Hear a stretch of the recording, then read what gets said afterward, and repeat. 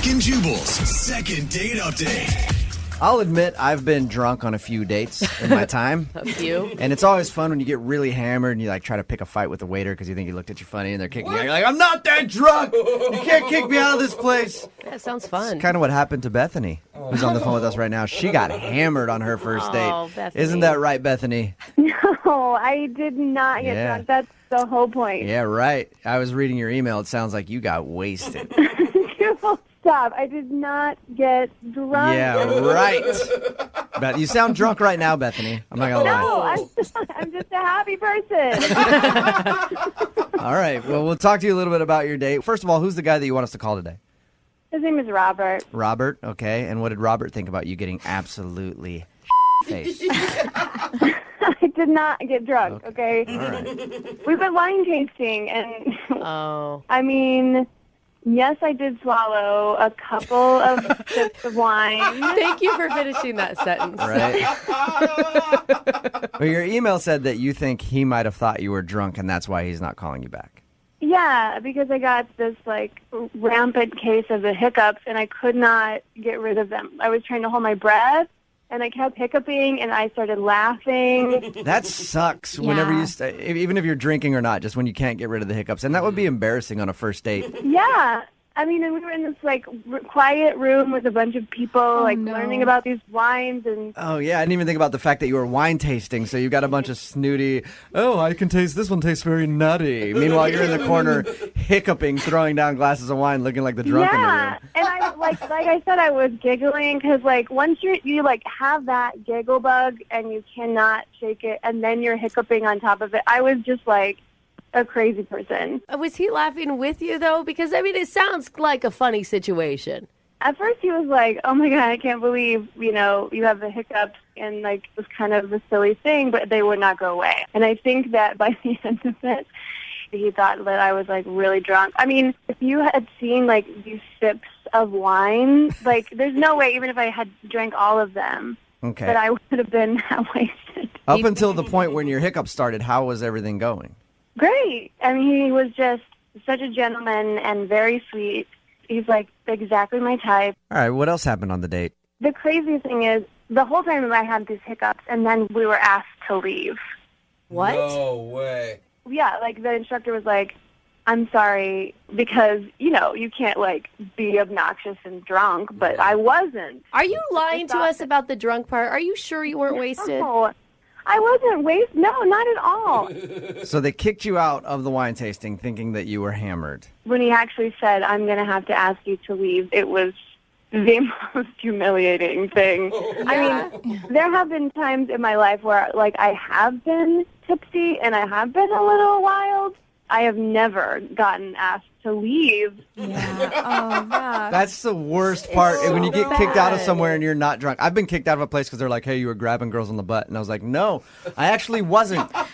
For once in my life, I wasn't doing that. I was last I was like, time. if you want to send me back in there, I will grab somebody on the butt so you can kick me out. It's worse when you haven't actually done something wrong and they kick you out. Yeah, and I was trying to reason with the guy almost like, don't you see how this is, like, the most ridiculous situation? But he was just, like, very serious. Like, I take cheese and wine very seriously. So they kicked you out of the wine tasting thinking that you were hammered. And what did he do after that? It was kind of awkward because once we left, like, I didn't have hiccups anymore. So it was like, well, we could have gone back in, but then we couldn't because they kicked us out. So Right. he was just, like, thoroughly annoyed. And I could tell. But I was just kind of, like, trying to blow it off like, oh, man, like, what are the chances? And how did everything end with him after your date was done? Did he say that he wanted to go out again? No, I kind of gave it this, like, oh, man, how about we, like, give it another shot, like, just trying to blow it off. But he couldn't get out of there faster.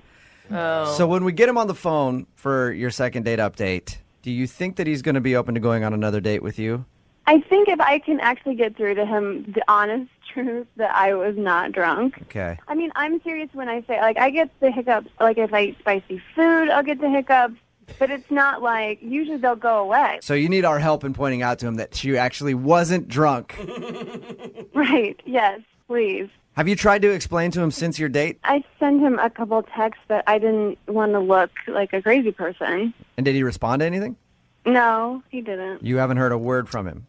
No, I haven't since that night, since our parting hug. All right. So he's obviously didn't like something about your date. No, he didn't. Okay. Well, play a song, come back, get him on the phone, and get your second date update, all right? Okay, great. All right, hang on. Moving 92.5. Brooke and Jubal in the mornings. Second date update. The goal of today's second date update is to call a guy and convince him that his date wasn't absolutely hammered during their first date. Bethany, you about ready to give him a call? Yes, I am. All right, here's my advice to you. Before we make the phone call, get hammered right now. Yeah. Get as drunk as you possibly can. That way, when we get him on the phone, I can be like, see, this is how she sounds drunk. She wasn't drunk on your first date. Well, don't you think that would decrease my credibility significantly? It could, but it'd be fun for me. That's all that matters. If you're just tuning in, Bethany wants us to call this guy named Robert. They met online. They went to a wine and cheese tasting. She got a fit of hiccups like halfway into the thing. And they ended up getting kicked out because the guy who was running it thought she might be drunk. And now she thinks that Robert isn't calling her back because she got hammered on their first date. So our goal is to call, get him on the phone, and convince him that you aren't a drunk mess. Are you ready to go, Bethany? I am ready. All right. It's kind of ironic how a drunk mess is calling to convince somebody else. Yeah, I know. Yeah. You Takes called the one right to place. know one. If there's anybody that have had to do a lot of damage control after being drunk, it is me. So you called the right place, Bethany. All right, I'm going to dial the phone number right now, see if we can get him on the phone and hopefully get you a second date. Great.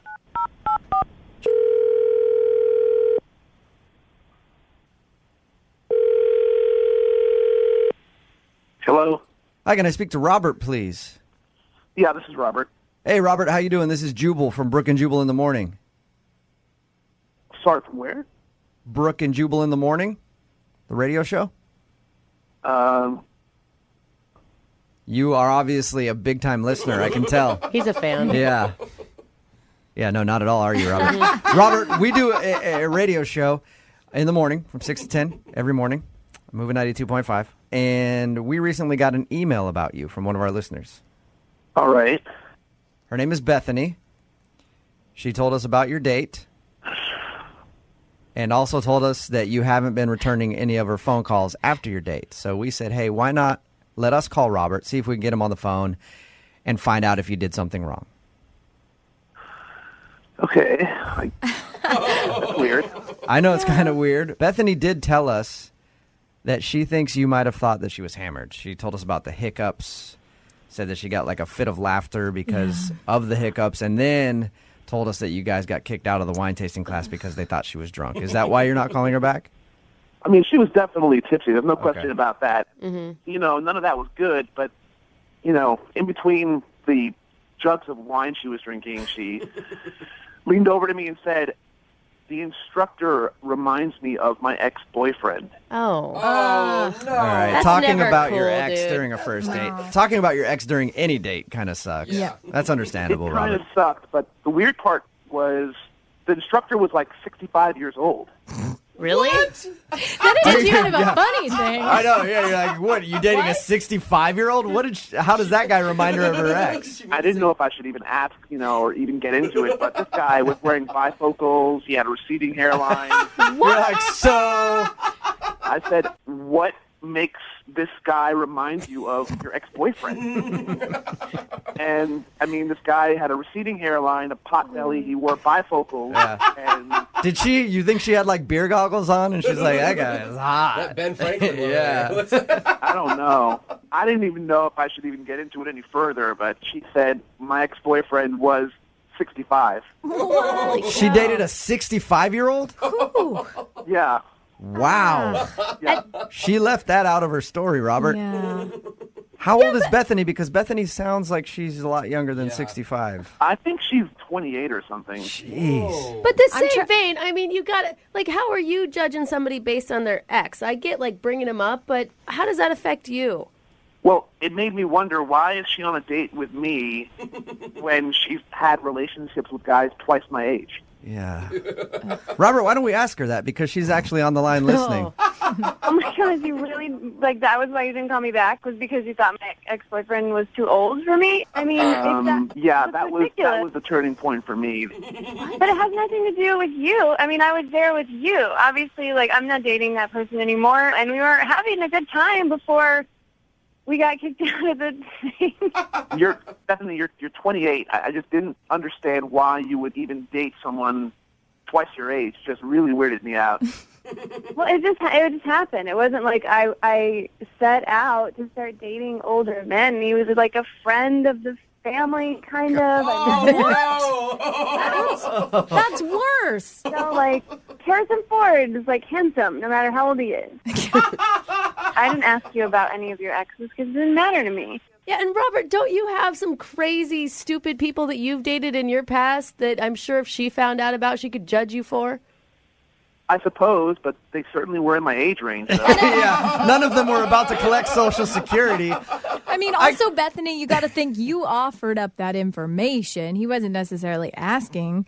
Well, I guess I did. But it was just like a funny thing. Like, I was already laughing. I was already like... Totally.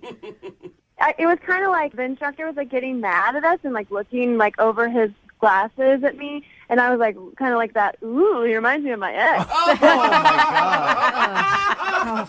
See, that's gross. I don't want to be thinking about 65-year-old dudes with walking canes and bifocals. It wasn't like that. Like I said, he was just older, and I liked him, and I liked you. And so what's the problem? Older is, maybe 40. I mean, I can understand that. But this guy was getting near retirement age. I mean, this guy is probably playing bingo on Wednesday nights or something. I don't know. Oh, my God. I can't even. You have no idea. Age is just a number. It's just I like you. So it doesn't even matter. Look, okay, I'm sorry. I can't help how I feel. I can't go out with a girl and, every time I look at her, I'm thinking of some old guy, some crotchety old guy. So, well, that's your thing. If you're into old men, that's fine, but I choose the person. And besides, only old people go to wine and cheese things anyway, FYI. And have a good time. And, you're being rude and judging, so you did me a favor. All right, fine by me. Good luck with your early bird specials. I'm guessing that you guys don't want to go out on a second date based on that little conversation right there, but I still have to ask. Robert, would you like to go out with Bethany on a second date? I will pay for it. No. Okay. Bethany, would you still like to go out with Robert? No, I'm going to find someone less judgy and a little more in my maturity range. Yeah. Start right now. Here, the Elks Lodge has a bunch of dudes. Oh, yeah. You could hang out with. Brooke and Jubal in the morning.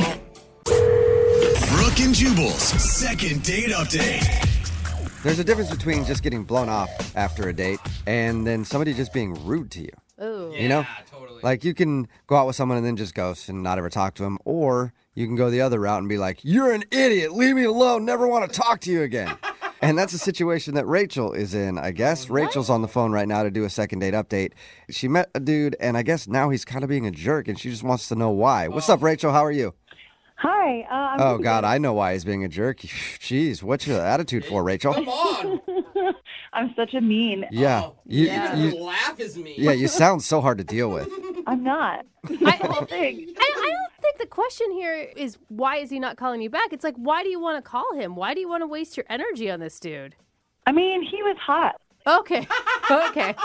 We got it off. I mean, we hit it off right away. You almost said we got it on. Yeah. Did you get it on during your date?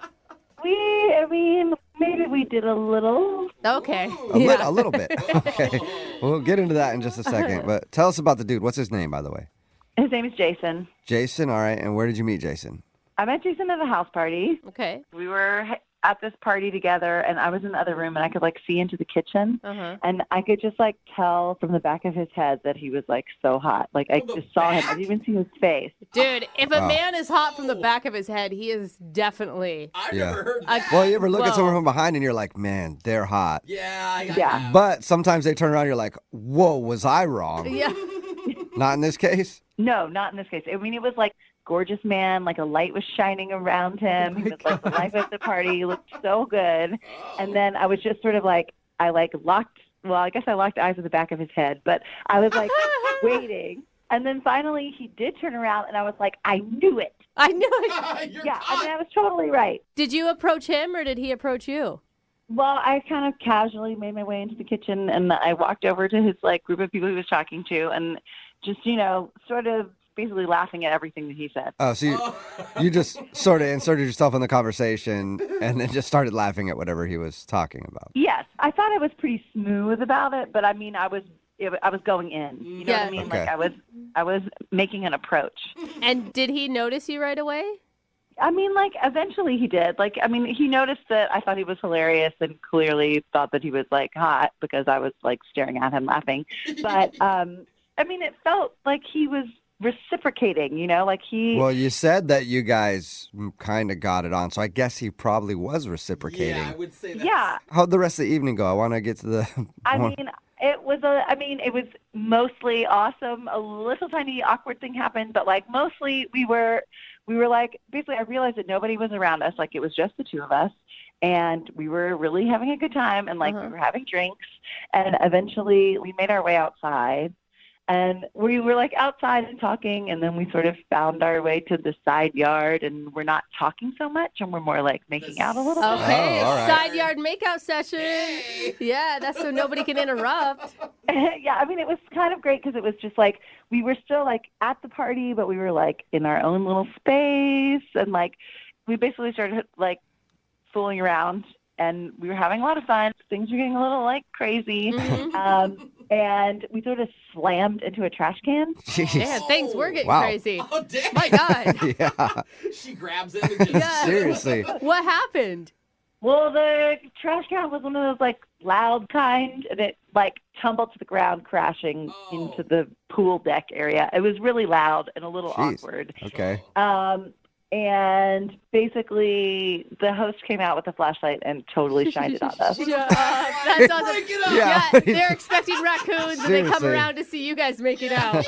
Yeah, I mean, it was like we were totally caught. Like, Yeah. Like, I just picture the two of you, like, like you're bent over and you're looking at the flashlight and your beady little eyes. Yeah, totally. it was a lot like that. Okay, that's nice and awkward. Did you go back into the party after that? I mean, like, yeah, we sort of like got ourselves together and we like, it was funny. We thought it was funny. Okay. And then so like, a couple days later, basically I texted him and he was like, who's this? I have a new phone. And then I was like, I'm Rachel from the party, like Rachel, the not raccoon from the party. Yeah, totally. And now he is being really rude. What do you mean? How? is What's he he being saying? rude if he doesn't know who you are? Well, exactly. That's what I'm saying. He's acting like he doesn't know who I am. But I mean, how could you not remember that? I mean, like, how could you forget that? So. And you sure you have the right phone number? We texted that night. Like, I saw him receive a text from me that night. And then, like, we texted for a couple days after. And now it's like, now he's acting like I don't exist. What is he saying? Like, I mean, after who's this? Did he respond? Well, when I said I'm Rachel from the party, he was like, Rachel who? What? Yeah, he was like, I don't know you. Leave me alone. Leave me alone. I don't know you. Wow. All right. Jeez. I'm like, dude, you know me. Like, I know you know me. Pretty well. I mean, unless he was blackout drunk for 2 days, but like, no. For Yeah. 2 days, it could be a possibility. Yeah, it could be, but it just like you probably at this point just want to know why he's being so rude to you. Exactly. I I want guess to know you why do. he's being so rude to me. And it's like, it feels like there's something else going on. Like maybe his girlfriend was out of town and that's, and Oh, that's good point. Yeah. Makes sense. I didn't even think of that. That's why he would be like, I don't know you, Yeah. because his girlfriend might be checking his Checking phone. his And then he text deleted your messages. number. or something. I mean, it just seems a little weird to be like all about it and then. Yeah. Yeah. So, I think you're right. I think you're If right. we find out he has a girlfriend, is your goal to like call him out on air about it? I mean, like, I just want to know what the deal is, like, why he's being so, like, two-faced. For sure. Okay, Yeah. it's understandable. All right, well, play a song and then come back and call him and get your second date update, okay? Okay. All right, hang on. Moving 92.5. Brooke and Jubal in the mornings. Second date update. I think we're about to catch somebody who's cheating. Ooh, It's me Brooke and too. Jubal in the morning. If you're just joining us for the second date update, Rachel is on the phone, and she met a dude at a party. They ended up having a good time. They even hooked up outside by the trash cans and knocked over a trash can. And the host of the party thought they were raccoons getting into the trash and actually caught them in the act. That was embarrassing for her. But anyway, she liked the dude a lot. They texted a little bit right after meeting, and then he disappeared. And then she texted him again, and he said, new phone, who this? And then said, I don't know you, leave me alone, and things like that. So we're guessing that maybe he has a girlfriend, and his girlfriend may have seen text messages from Rachel. So I think we're definitely about to bust him. Rachel, are you ready to go? I'm ready. Ooh, I forgot to ask you, have you done any detective work, found him on social media, asked your friends about what his relationship status is? I mean, I asked our friend who's the host of the party, but he's a friend of a friend. Oh. So, I don't really know his last name. There are a lot of Jasons in the world. Yeah, there is. You search through every Jason on she's Facebook. She's trying to find the hottest one. Show me the back of your head, because that's all I remember. You were so hot from the back. Exactly. I needed that to be the profile pic. Yeah. All right. Well, I'm going to dial his phone number right now. Here we go.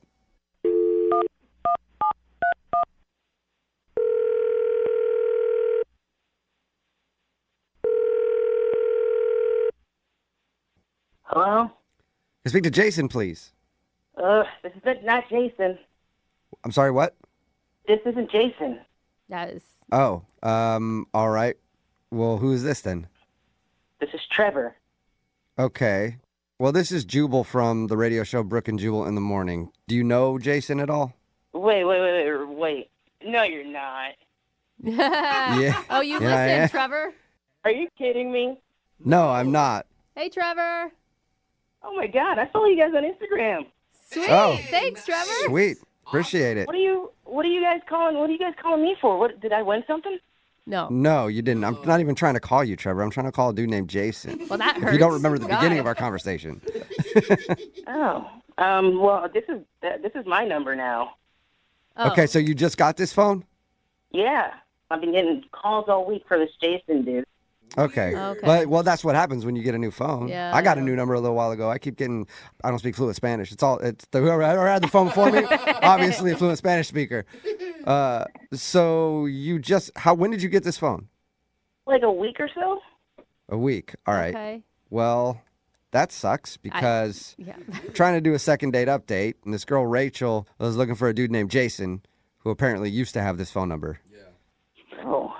Rachel, is she kind of hot? Wait, what? Now you're I just don't trying to know. get with girls that want Jason? I mean, I don't know. I mean, I'm just curious. Is she a hot girl or, I don't know if she's hot. She probably is. Jason, according to her, Jason was the hottest man on the planet, and Jason was interested in her, so we don't get to see her. She just called us. So wait, I listened to the second date updates that you guys do, and does that mean she's on the line right now? Yeah. She is on the other line, Trevor. Oh, well, what's up, Rachel? Trevor, you're funny. I'm trying to get a second date from Jason. That's what's up. Oh man, that sucks. I mean, why did he ditch you? Did you do something, or did you do something weird? Trevor, I don't even know how old you are, and I don't know how you took over this segment, but good work, man. Yeah. I mean, he's kind of doing our job right now. Seriously. I don't really know. I didn't do anything. This is weird. I mean, you must have did something, or maybe he just, maybe he was just staring at other chicks or something, Maybe. Trevor, he doesn't have his phone number anymore. She can't get a hold of him. You obviously have his phone number. I mean, yeah. I mean, I have the phone number now, but I mean, that was a week ago. That's old news. Jason's old news. All right, no, this is really cool. This is cool. So, Rachel, tell me what happened. Tell me what happened. Tell Trevor. Let Trevor fix it for you, Rachel. I mean, it's why? I mean, I don't know. It's not that. Why am I talking to you about this? It's, this guy Jason and I met at a party, and we really hit it off. I'd like to talk to him again. I mean, did you guys hook up at all? What? That's none of your business, Trevor. Oh, that totally sounds like you did. He totally did. Oh my God, Trevor! Trevor, I love you. Rachel, you're being trolled by this dude. I mean, I'm a single guy.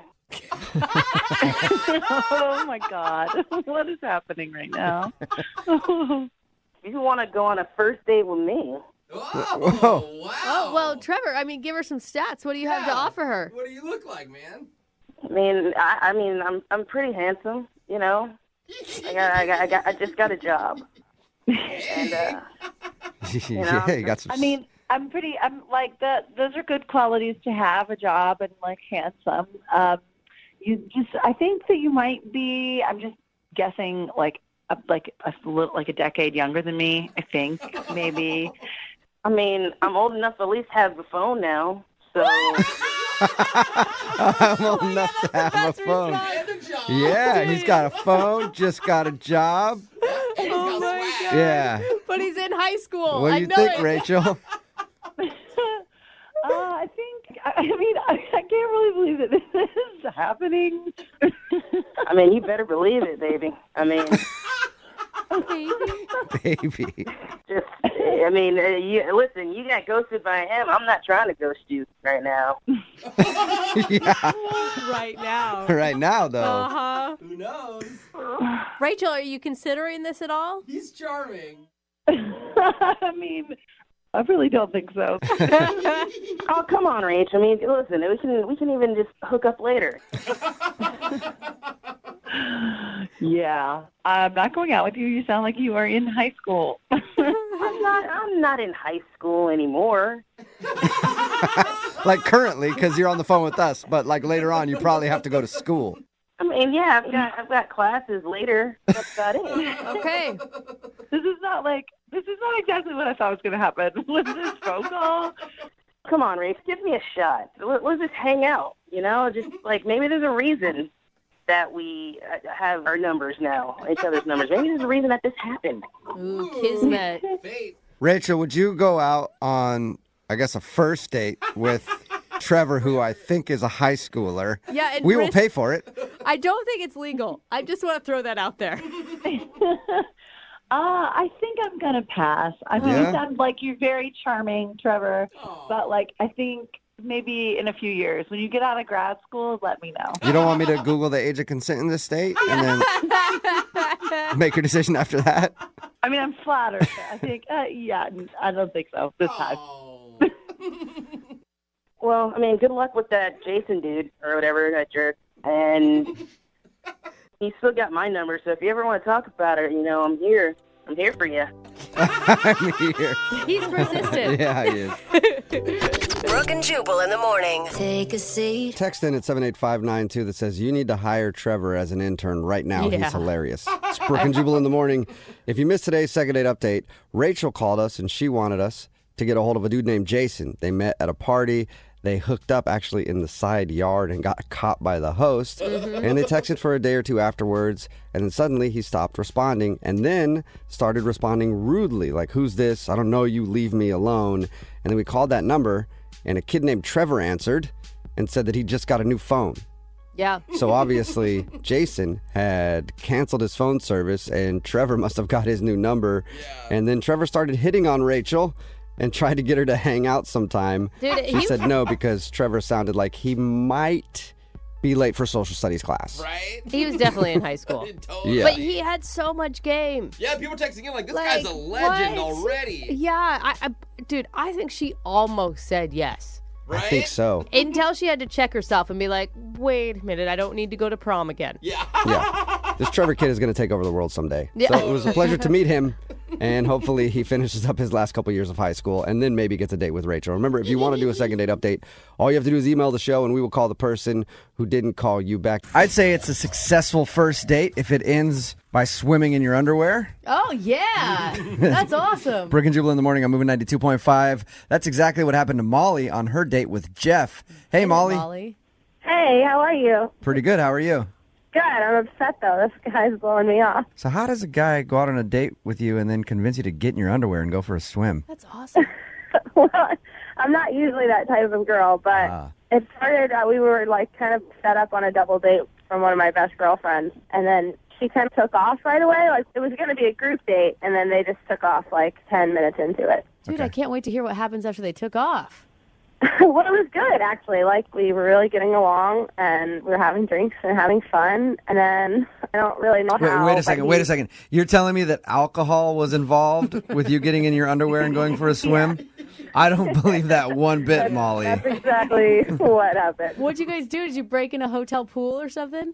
No, he has a pool in his apartment, but we did still kind of have to break in because it's weird. Like, there was like this electric fence, not like electrocution, but like it locks automatically at 10. Just a fence, oh, right. then. Yeah, just a fence with a lock on it. That's so fun. Was it your idea or his idea to go swimming? It was his idea, but it was pretty easy to talk me into it. Yeah, it's awesome. Yeah, and I didn't realize we were going to be climbing fences until we got back to his apartment. But then when it was locked, we were like, well, we're already here.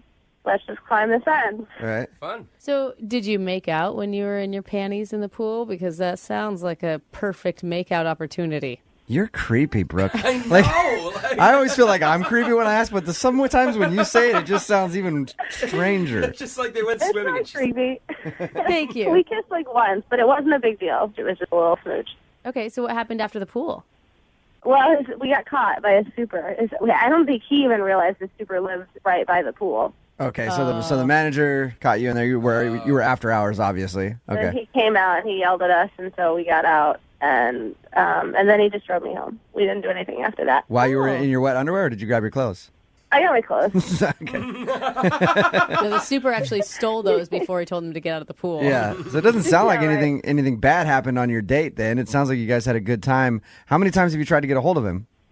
I called him like twice, and I Facebook messaged him, and he hasn't returned anything. Did you make plans for another date at the end? You know, we're like, oh, that was fun. I'll see you again. No, I mean, it was late, so we just sort of like left it open-ended. We were like, we'll see you soon, but we didn't make specific plans. I gotta say, it's pretty ballsy to get in your underwear or a bikini on a first date. I've never been able to pull it off. I have girlfriends that have. So I say congrats on your confidence. Thanks. Mm-hmm. That's kind of my go-to. I'm always in my bikini on dates. I've seen you in a bikini, and it's not that impressive. So there's nothing that you can think of that went wrong. No, it was like fun and spontaneous, and he was interesting and seemed interested. And I don't know. Weird, dude. Cool. We're gonna play a song. Come back, call him, and get your second date update. Okay? Okay. Just hang on. Try to stay in your clothes while you're home. All right? Did you just say that, Jubal? Yeah. Just hang on. 92.5. Brooke and Jubal in the mornings. Second date update. Okay, Molly, you ready to go? I think so. If you're just tuning into the second date update, Molly's about to call Jeff. She went out with Jeff kind of on a double date with friends. The friends ended up leaving, so her and Jeff got a little drunk, went back to his place, and decided to jump in the pool. She didn't have a bathing suit, so she jumped in her undies. Then they got kicked out by the apartment manager, and her night ended by having him drive her home. Pretty tame for being in your underwear on a first date. But they kissed. Molly, I forgot to ask you. Did you have a cute panty bra set on? Yeah, I thought so, yeah. That may have been it. You may have had checking. No, I agree. You may have had big cloth granny panties, and he was like, oh, man. There's just suspenders under there. Yeah. I wouldn't have gone in, yeah. What's the worst case scenario for you? What's the worst thing you could think of that would have gone wrong? I mean, the only thing that I can think of the worst case scenario is that, he's got a girlfriend or he's married or... His wife was actually upstairs in the apartment. That would be awkward. Yeah. But, it was such a nice night. I can't imagine. Okay, ready to call him? Yeah. Here we go.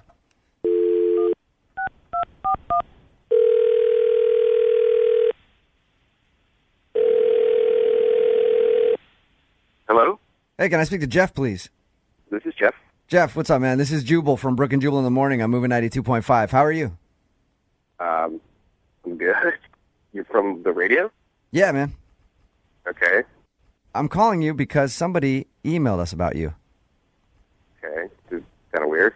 It's somebody that you went on a date with recently. Who is it? Her name's Molly. And Molly wants to go out on a second date with you, but you haven't been responding to her texts or Facebook messages or anything. She asked us to call you and ask you why.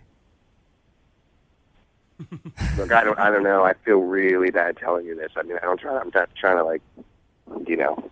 If you're having reservations telling us, Molly is the one that asked us to call you. I just don't want to hurt her. I don't want to hurt her feelings. You know, I mean, it was pretty bad.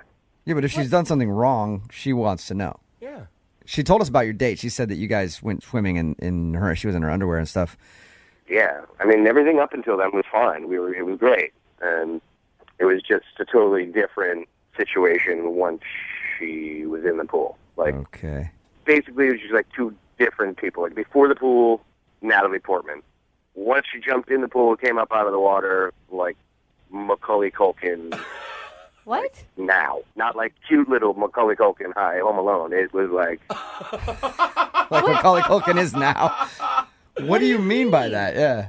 Basically, I think, like, she must have put so much makeup on that night that, I mean, honestly, it was like when she came out of the water, it was like The Mask. Like her makeup was all runny or ran off? It was gone. More than that, I mean, it changed almost her facial structure. It was amazing. Man. It was like she must have put it on with like a palette knife. Man, I'm not trying to put it on with a palette knife. I can't believe you would say that. Hey, Jeff? Wait, is that Molly? Yeah, that's Molly. That's Molly. Oh, my God. Oh, my God. Look, I'm sorry.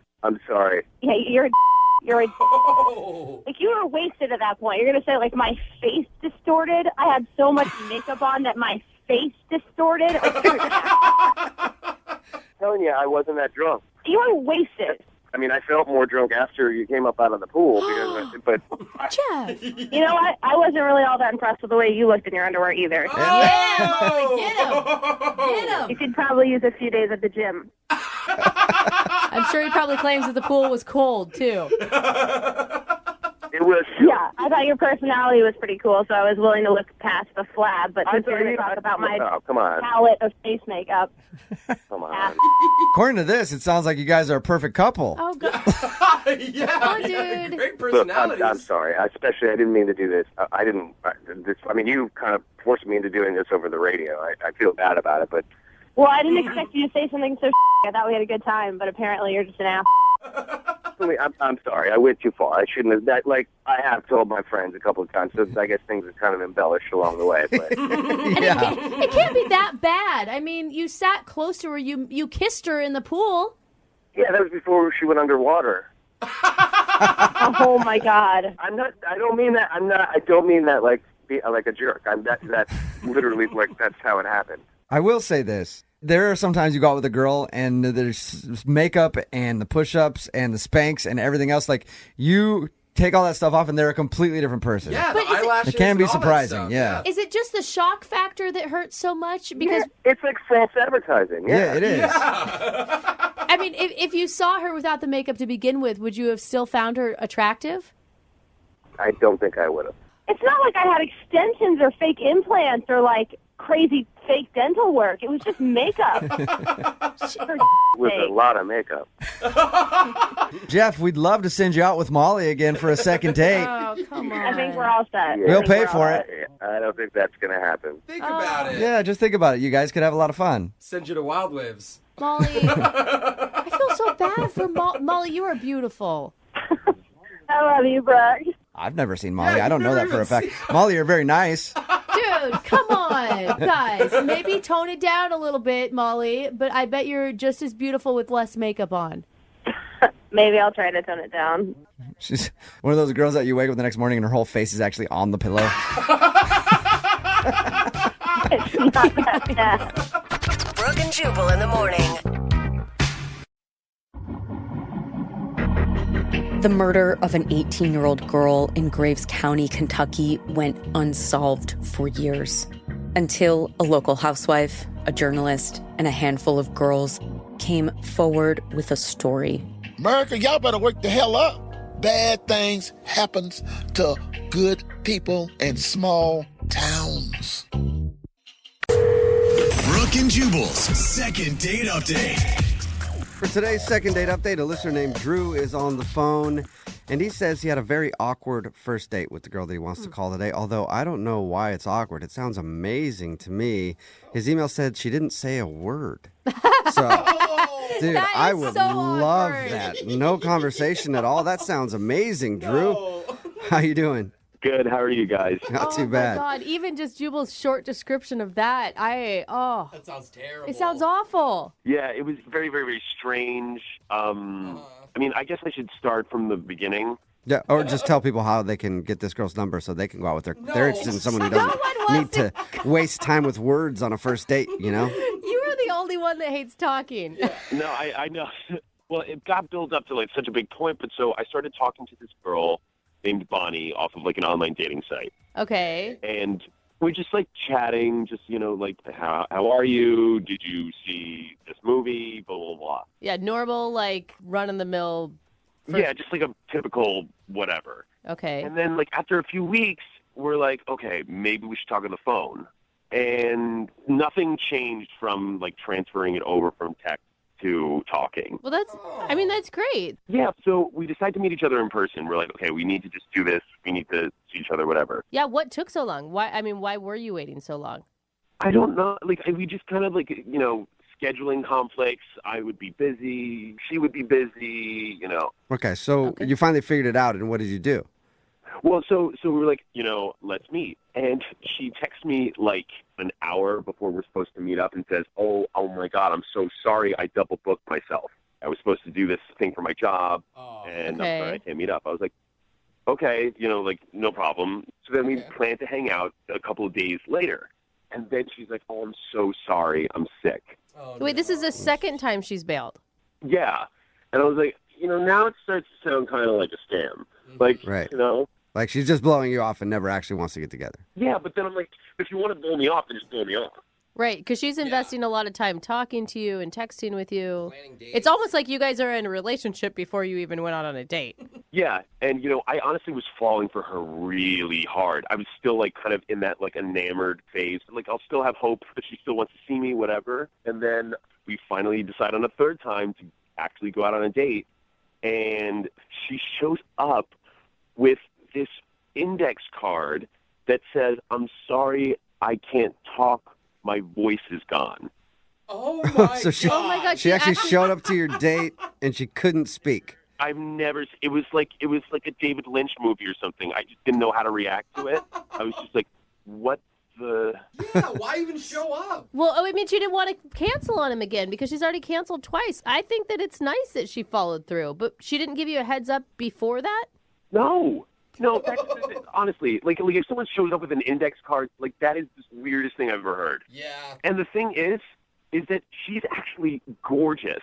Okay. It's just this weird thing where, like, I just kept talking to, like, I tried to talk my way out of it. So your whole date was her sitting there and you talking to her, trying to have a conversation with. She would nod. And then I'd be like, well, don't you want to just, like, go home if you're sick or whatever the heck is going on right now? And then she wrote, yes, sorry. Oh. Okay. Well, I would think it's a good thing for you that she wanted you to know she was interested enough to still go on a date when she couldn't talk to you. Well, I mean, can't she just text me then? Why are we using index cards and wasting paper? Like, obviously, she already canceled on you twice. If she cancels on you a third time, then you're going to think that she's lying or she's catfishing you, and you're not going to ever talk to her again. Of course she had to go out on the date. I'm not saying that she shouldn't have gone on the date, but, like, it wasn't enjoyable. I was just literally just blabbing, like, just on and on and on and on. Okay. Well, I don't so get why it. do you want to call her for a second date then? Well, the reason that I want to call her is because I don't know if she's telling the truth or not. Oh, you think that the index card was a lie? Yeah. Oh. Why do you think it's a lie? Why do you think she didn't want to talk to you? I don't know.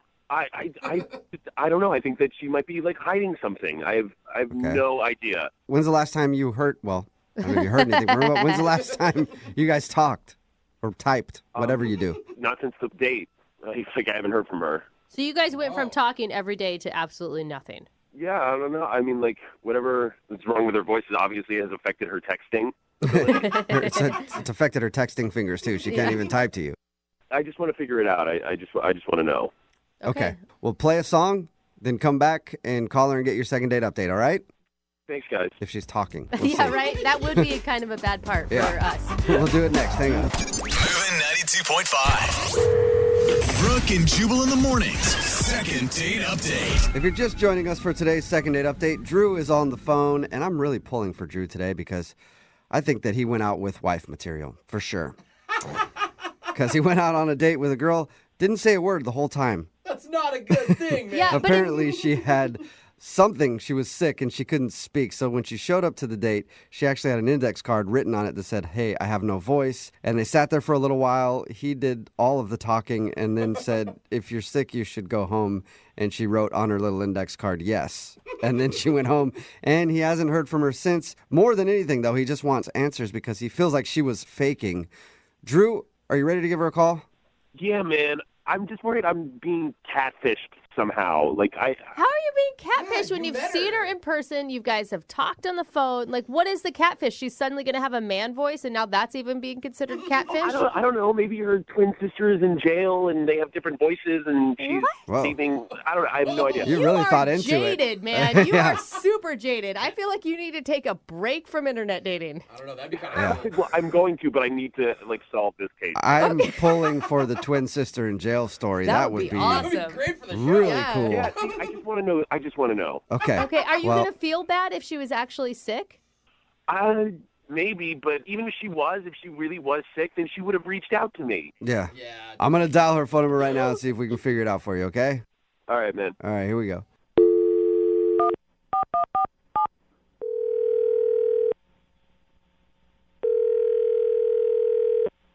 Hello? Hi, I was looking for Bonnie. This is Bonnie.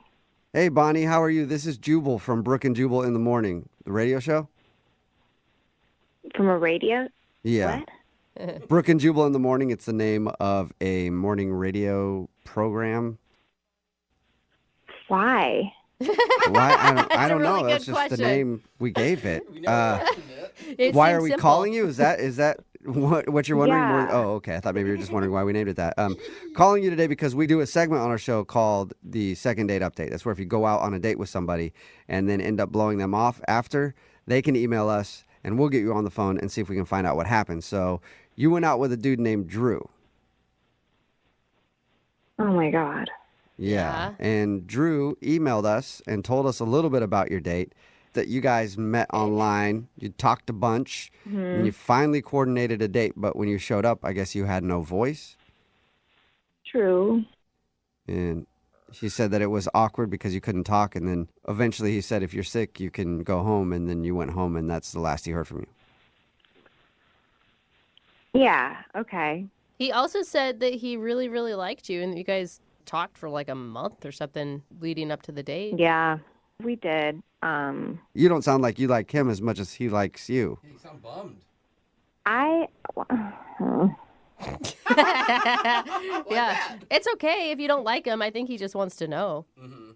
I mean, I wasn't feeling good the day that we were supposed to have our date, and I didn't want to cancel on him. So I ended up going to the restaurant, and I got there, and I asked the hostess where he was seated, and I look over at the table.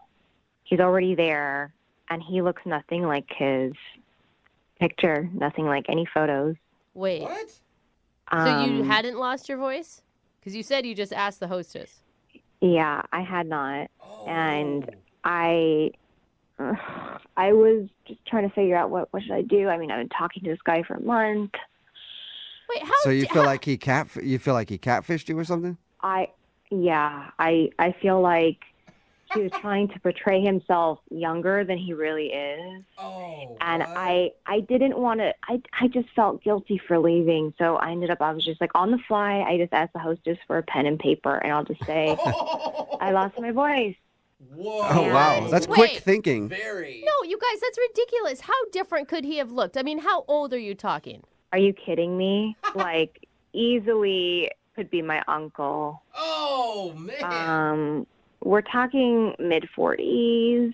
I'm in my mid to late 20s. Oh, gotcha. And the pictures on his profile were definitely in my age range. So when I saw him, it was quite traumatic. I was like, this is not what I signed up for. I don't know who this guy is. And he barely looks like his photos. I could kind of tell that it was still him. Why not just cancel on him instead of sitting there acting like you can't talk? Because all the time we had spent talking already, I felt guilty. I was trying to be nice. I didn't want to stand him up. Yeah, but you don't owe anything to somebody who's lying to you. I mean, did he outright tell you that he was your age, or is it something you just assumed? We never had the conversation, but his photos make him look younger. So. Yeah. It's weird that he wouldn't ever bring that up. Like, if he knows he's using photos from 20 years ago, he's probably going to get caught. Yeah, I don't know. I didn't stay that long on the date, if that's any consolation for you. He thought you might be faking. Yeah. Not having a voice. And I guess you were faking, but he did suspect that. I mean, it is what it is. He was lying. I'm not lying. You're lying, Bonnie. Drew, you're supposed to wait. What's going on? Oh, Bonnie, that's Drew. He's actually on the other line listening and wants to talk to you, but apparently he couldn't wait until I called him into the conversation, Drew.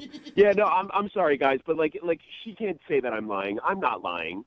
Well, how are you not lying if you put those photos that were on my profile? Yes, they were of when I was younger, but those were the best photos. I'm not gonna put like a crappy photo of myself on the thing. It doesn't make any sense. Why did you guys not tell me that he was on the line? Why did you write on a note card like a sociopath and then say you couldn't talk? If that's what it is, then just say that. I don't know why you went around this crazy... You know, Drew, I was doing you a favor, okay? I stayed. I could have left. You could have just been stood up at that restaurant like an average 45-year-old man, but I stayed. Well, I might be older, but I'm not like a Hannibal Lecter type of person that writes like a... Why couldn't you just say that? We don't know that.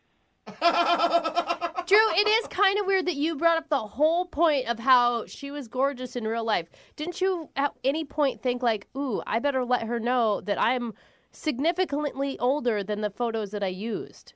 Significantly. Yeah, just add it in again.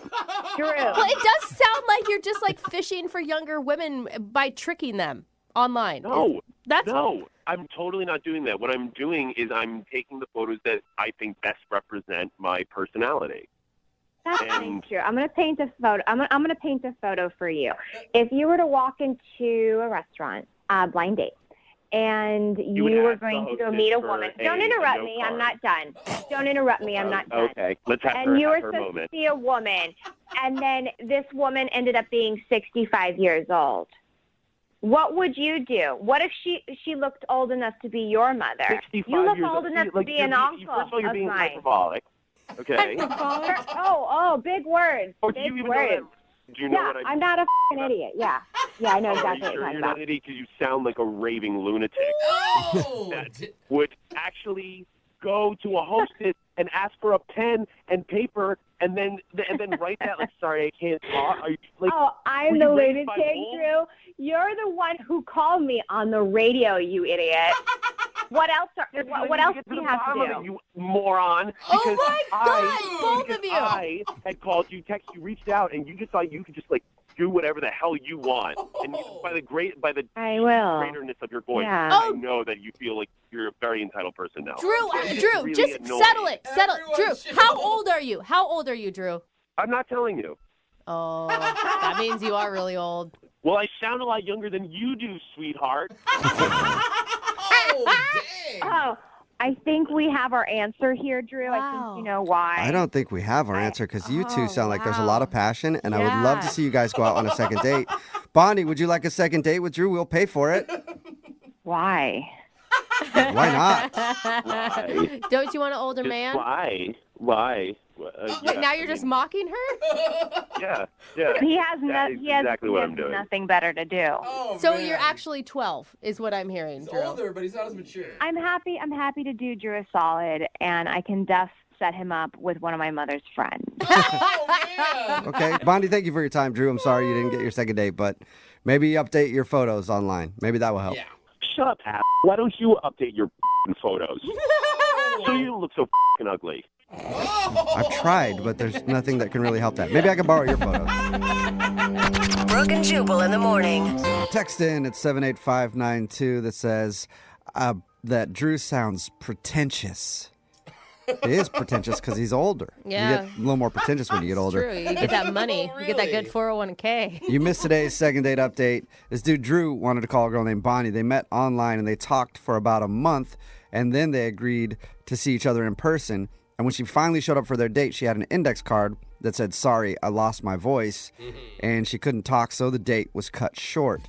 He was suspicious and thought maybe she was faking, so we called, and she admitted that she was actually faking it to get out of the date because she said he looked 20 years older than his pictures online. That was so creative on the fly. But listen, he never denied that he was 20 years older than his pictures. Yeah, he didn't want to tell us. Seems like that means he's 30 years older than his pictures to me. He just said they were good pictures of him. Yeah. A lot of people have good pictures from 20 years ago. Right? Yeah. So they got into a big argument about it, and no date. They did not go out for a second date. Yeah, well, she should have known when they were obviously taken on a 35mm camera. Yeah. And remember, if you want to do a second date update, all you have to do is email the show, and we will call the person who didn't call you back. Brooke and Jubal's second date update. Today's second date update is a little different. Actually, it started at a place where I feel sorry for almost any woman that goes there. What is it? The golf course. Why? Women love golf. Well, I know they love golf, and a lot of them are very, very good at it, but there are so many dudes on a golf course that just try to hit on them nonstop, especially if you're like working the drink cart. Oh, God, that's got to be the worst. Just old dudes being like, "You keep this coming around every 3 holes. Here's another $20 where that came from. By the way, did I mention I'm a CEO and I'm twice your dad's age? Let's go out sometime." So anyway, today's second date update started on a golf course and involves an angry brother. That's pretty much all I know about it. Sounds like it should be a lot of fun. Peter, what's up? How are you? A little pissed off. I'm doing okay today. Wait, so does that make you the angry brother, or is there another angry brother involved? No, I think I'm the only angry brother on this call. Well, let's check. Is there another angry brother here? Nope, just you, Okay. Peter. All right, cool. Your email was actually a little confusing, but I want you to explain what happened. Why are you calling for a second date update today? Okay, well, I got invited by my boss to this charity golf outing. Okay. And he told me I could bring a guest because usually I play with him, and my sister's a golfer. So I brought my sister. Cool. Okay, wait, hold on. We're not calling your sister for the second date update, though, right? No, definitely don't want to date my sister. Okay, good. Things that have to be established. No. Yeah, no. So we got paired with these two guys. They work for another company. I never met them before. But these two guys, Tyler and Max, and they seem like good guys, and we were having a good time. It's like a party tournament, basically. There's shots at every hole. There's drinking competition, games, whatnot, raffle prizes, that whole thing. Okay. So it's me and my sister, and it's these two guys, Tyler and Max. Okay. And drinks start flowing. Tyler and my sister start hitting it off. The flirtation grows, and I'm thinking, what am I going to do about it? But throughout the round, it was more and more. They were distracted by each other, not even taking their shots. Giggling and like on like a little grassy hill somewhere making out while you guys are trying to putt. It wasn't quite like that, but it might as well have been. I mean, they weren't thinking about golf. Okay, so wait, were you angry at that point? Like, were you mad at your sister for ruining your game, or? No, I mean, it was whatever. It was fine. She was having a good time. I didn't really care. So anyway, this continued the whole round, and by the end, it was a little annoying. Not gonna lie, it was like me and his friend were just these awkward guys on their date, and it wasn't even like we were playing golf. It was like, where can we get the next drink? And towards the end of the round, the last few holes, they actually rode together. We switched carts, and I was awkwardly riding with his friend. So it's almost like she was on a date, and you were on a date with somebody new, too. Cute. But that was just the beginning, because after the round, they had the raffle and the dinner and everything, and it was like she completely forgot I was even there. We were sitting at the same table, but it's just it was like their second date at this point. And the drinks are flowing. And meanwhile, I'm her DD. I'm driving her, so I'm basically a babysitter at this point. Yeah, right. She's going home with him. She doesn't care about you, bro, okay? Yeah, well, that would have been better than what happened because the raffle and the dinner was winding down. It was over. People were leaving, and I couldn't find my sister. Uh-huh. And, I mean, I was literally the last person in the ballroom. There was nobody. There was the people cleaning up. I don't know where my sister is, so I go out to the parking lot, and people are leaving. I go to my truck to put my clubs and our stuff back, and there in the bed of my truck is my sister with Tyler. Oh. Your truck has been christened. I think the word you're looking for is tainted. But, All right. So 2 problems. 1, you got to burn your truck. And 2, you saw your sister doing that in the back of your truck. yeah, it was dark. I didn't see much. I heard more than I saw, and I quickly walked away. Oh, my God. But then you just have to wait till they finish. Like, what do you do then? Like, you're just sitting on the curb like, all right, minding my own business, twiddling my thumbs here.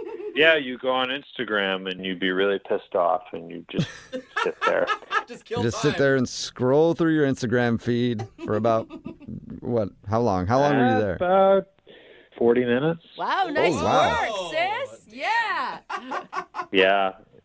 So she comes stumbling back my way, holding hands with this douche, Tyler, and they're. I like how he went from a good guy to a douche because now your truck is involved. Yeah, he walked her back, kissed her goodnight right in front of me, and then went to shake my hand. I'm actually the most angry that I shook his hand as he said goodnight, and he told my sister that he would call her. But she kept saying what a great guy he was. Like, she really thinks it was going to be something, so I tried to be supportive. I'm her big brother, and the reason I'm calling is this guy ruins my whole experience, and now he's ghosting my sister. Oh. After all that, he ghosted her. My sister's really upset about it, and which makes me furious. Yeah. So wait, so you're calling for your sister so that we can call him and you can get her a second date? I don't want to get her a second date. I'm calling to find out why he ditched my sister like that. I want answers. Oh. Whoa, the brother's coming in. And if it's a good reason, are you going to be like, hey, will you go out with her again? Or I mean, if there's a legitimate reason, sure. But I don't see how there could be when you just get someone's number and then you don't talk to them for 2 weeks. Yeah. Well, he did more than get her number. I just want to remind you that. He got more than a number. Thanks for that. Yeah. No problem. All right. Well, we'll play a song, come back, and then call him and find out why he's not calling your sister back and maybe end up getting your sister a second date. All right. Thank you very much. You're welcome. Hang on. Moving 92.5. Brooke and Jubal in the mornings. Second date update. And it's a beautiful day here for your second date update. The hills are a beautiful rolling green. The grass has been perfectly manicured while the employees of a company golf tournament get properly tuned up by taking shots on every single hole before the action really starts, because everybody knows the game really starts after the golf tournament, where the employees get even more tuned up and in the night by hooking up in the back of their brother's truck. It's the Masters, a tradition unlike any other. Oh, beautiful. Brooke and Jubal in the morning. Welcome back to the second part of our second date update today. And why the golf intro? That's because Peter is on the phone, and Peter doesn't want a second date today. Peter wants to get his sister a second date, or at least find out why the dude that hooked up with her in the back of his truck at his company's golf tournament won't call her back. Peter, are you ready to go? Yeah. Peter, I forgot to ask you, does your sister know you're doing this? No. She doesn't. Do you think she's going to want that? My sister's really upset about this. She really liked him, so. All right. There we go. What's your sister's name, by the way? I never got her name. Leah. Leah, okay. And when I call this dude for the second date update, I'm just going to say that she wants to know before I bring you on the phone, okay? All right. Appreciate it. Well, let's do this. There's a slight easterly wind in the air, and I think it is the perfect time to dial the phone number. So let's dial away.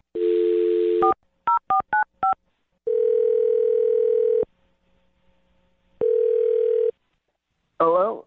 Yeah, can I speak to Tyler, please? Yeah, you're talking to him? What's up, Tyler? How are you? This is Jubal from Brooke and Jubal in the morning. What? Yeah, my name is Jubal from Brooke and Jubal in the morning. It's a radio show. Yeah, I know the show. Why are you calling? Oh, you do know the show. Do you listen a lot? Occasionally, yeah. Wonderful. That is a good Occasionally review. is way more than most people do. So thank you, Tyler. I appreciate that. You're welcome, but why exactly are you calling me? Well, I'm calling you today because somebody emailed us to do a second date update with you. You mean that thing you guys do when you go on a date with somebody, but you don't call them back, and then you guys follow up? Yeah, exactly. Uh-huh. Yeah, wow. You are an occasional listener. Look at that. Yeah, but I haven't gone out with anybody. Well, technically that's true. Yeah, I guess you are right. This is a girl named Leah that you recently met at a golf tournament. She's wondering why you're not calling her back. But I didn't go on a date with her. Yeah. Right. But you still hung out with her. Yeah, there's that crazy golf day. But that's about it. I wouldn't call that a date. But it's still fun. Like, it sounds like you guys made a great connection. You spent most of the day together from what we know. From what I can remember. Oh. Yeah, you guys, according to the report we heard, everybody was hammered, and you guys especially were very drunk. Okay, yeah. I know I was, but I still don't understand why she's wanting to call me. I don't even know, how did she get my number? What? I'm assuming you gave it to her after you gave it to her. And it sounds like you guys had quite a connection together. It seems pretty obvious to me why she'd want to go out with you again. We flirted. We had a good time. Kissed around the 16th hole, but... You did a little more than that. Yeah. There's a reason that you probably would have gave her your phone number. Look, to be honest, I don't recall anything from that day mostly. It was like the 12th hole is like the last thing I have that I can remember. For real? Yeah. I remember 12th hole, and I remember getting home in a taxi cab. Dude, there was like a dinner, there was an auction, there was some other stuff after that. You don't remember any of that. I've been told all of that happened. I don't have any memory of it. Okay. What's the last thing that, I don't know, somebody told you about that you don't remember?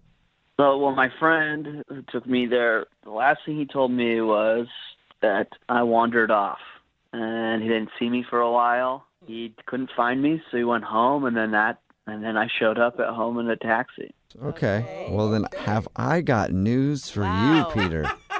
Well, obviously, I gave Leah my phone number. You said that already. Yeah. You did a little bit more than that, though. I'm confused. I have no clue what you're talking about. I'm talking about hooking up with her in the back of her brother's truck. That was blunt. Sorry, I just let it slip out there like that. Yeah. Yeah. No. What do you mean no? How could you have zero memory of hooking up with somebody in the bed of a truck? Well, what? You're serious? Yeah. I'm completely serious. Oh, come on, guys. That didn't happen. I would have remembered that. Well, it sounds like you don't. And I know somebody who does remember it because I think it is burned into his memory for the rest of his life, whether he wants it to be or not. His? Yeah. Her brother, Peter, who actually saw you guys doing that. And he's on the phone and wants to talk to you right now. Wait, what? Yeah. Tyler, this is Peter, Leah's brother. Hi. So awkward, dude. Oh my God. Seriously? Hi, that's all you gotta say? I'm sorry? Could you say that again without it being such a question mark? Like you don't know what you're supposed to say? Well, I'm just confused. I'm sorry. Are you confused about the fact that you're a real piece of Oh! Well, I'm not, man. I just don't remember anything. Peter, don't you think it's kind of a valid excuse why he hasn't called your sister back since he doesn't remember? I'm glad to know that. That makes sense. But at the same time, I can't believe that my sister is feeling so terrible about missing out on hearing from a guy like you. Oh. A guy like me? I'm a really nice guy. I would have called her back. It's just I drank too much that day. It's just a circumstance. Oh. Okay, well, if you're such a good guy, then why don't you call her back now that you know? Because I think she deserves an apology. I don't even have her number. I don't even know what's going on. Wait, hasn't she tried to get a hold of you at all? Hasn't she texted you, Tyler, or called you? I'm not that I'm aware of. I'm not from anyone named Leah. I haven't gotten a call. You're a liar, dude. She said she's called you at least 10 times, left messages. Be a man. That's a lot of times. Oh my God, that's the number? I'm glad that it's amusing to you, Tyler. Oh my God, I saw the number. I just avoided it because I didn't recognize it. Thought it was just a bill collector. I'm not going to check my messages if I think they're just trying to get money or sell me something. Okay, well, now that you know whose number it is, I'd appreciate if you'd call my sister and apologize. You can tell her that I'm sorry. You don't want to call her back? Okay. Tell her. Look, it's. I mean, whatever happened. I thought she was cute, but it wasn't attractive. I didn't see anything going further beyond just a fun. Okay, no, I don't want to hear anything else out of you, Tyler, other than I'm going to call your sister and you're going to ask her out on a proper date. Oh, really? I don't think I could do that.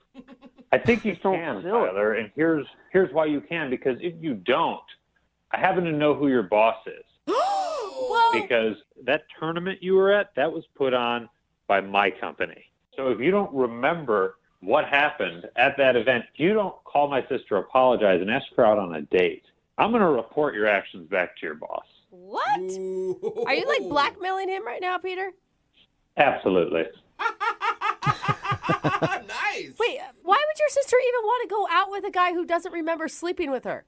I'm going to give her the chance to turn him down if that's what she wants to do, but he's going to man up and make the call, and if he doesn't, I'm going to get him fired. Oh. Whoa. Come on, man. Are you serious? You're going to get me fired over this? Oh, yeah. Oh, come on, guys. I think he's serious, Tyler. Yeah. I would call her. That's a big Just brother. saying. It was a drunken mistake. Come on. Can't you just give me a pass on this? We've all done stupid stuff. It was a drunken mistake that happened in the back of my pickup truck, so I'm kind of taking it a little bit personally, Tyler. So you better make this right, ass. All right, well, in that case, Tyler, would you like to go out with Peter's sister Leah on a second date? We will pay for it. Well, I guess I don't have much of a choice, so yeah. This is the start of a romantic story. It really is. Yeah. All right, good. I'll be expecting you to call her by tonight at the latest. Ah. Oh. Okay. Okay. All right, well, man, this is a beautiful love story. Yeah, I can't wait for their wedding. I don't think there's going to be a wedding, but I'll be calling her. Great. I'm certainly hoping that there isn't. All right. Well, that's a successful second date update. Both of you guys take care, all right? Thank you. Brooke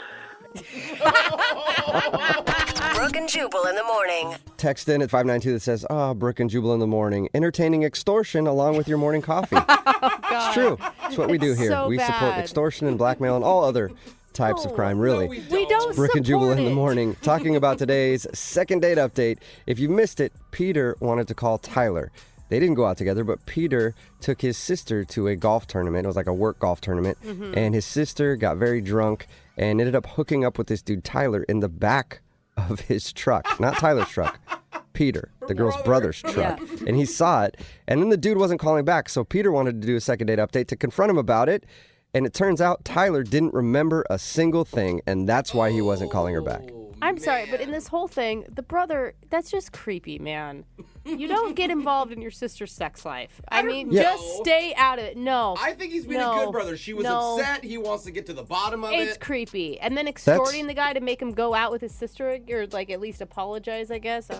Yeah, because it was a work thing. He said, if you don't call my sister and apologize and ask her on another date, then I'm going to tell your boss how drunk you got and what you did in the back of my truck. And the guy was like, okay, I guess I have to.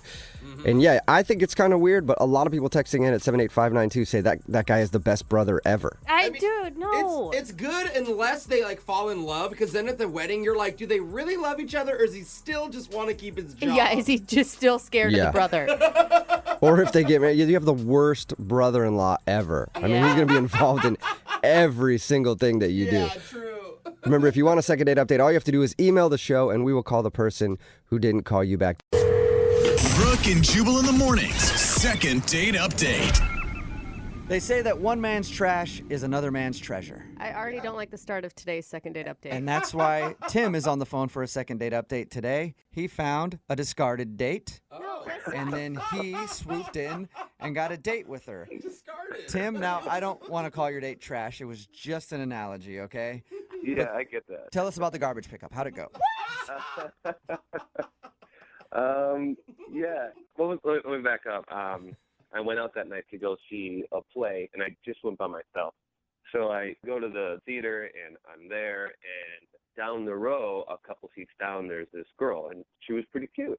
So I smile at her, and she sort of smiles back. Did you throw her a wink, too? No, I did the polite, like smile, head nod, just like, hello, hi. Like bite the lower lip, like, Oh my God, Jubal. You're so creepy. Yes. Any of the proper moves or just simply a smile? Maybe I should have done that. Yeah, you start talking about how this woman sounds like a sweater from Goodwill, and now you're... All right. So you smiled at her. I did, and the seat next to her is vacant. So I get a little courage, and I kind of like walk down a little bit to the aisle, and I just said, hey, is anybody sitting in the seat?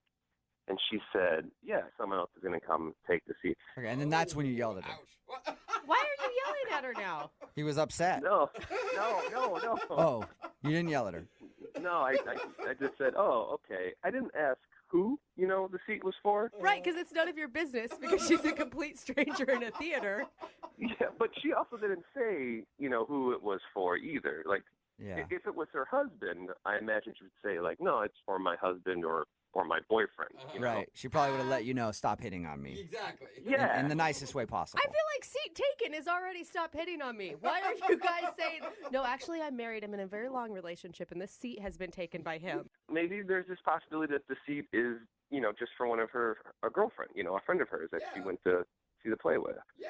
Right.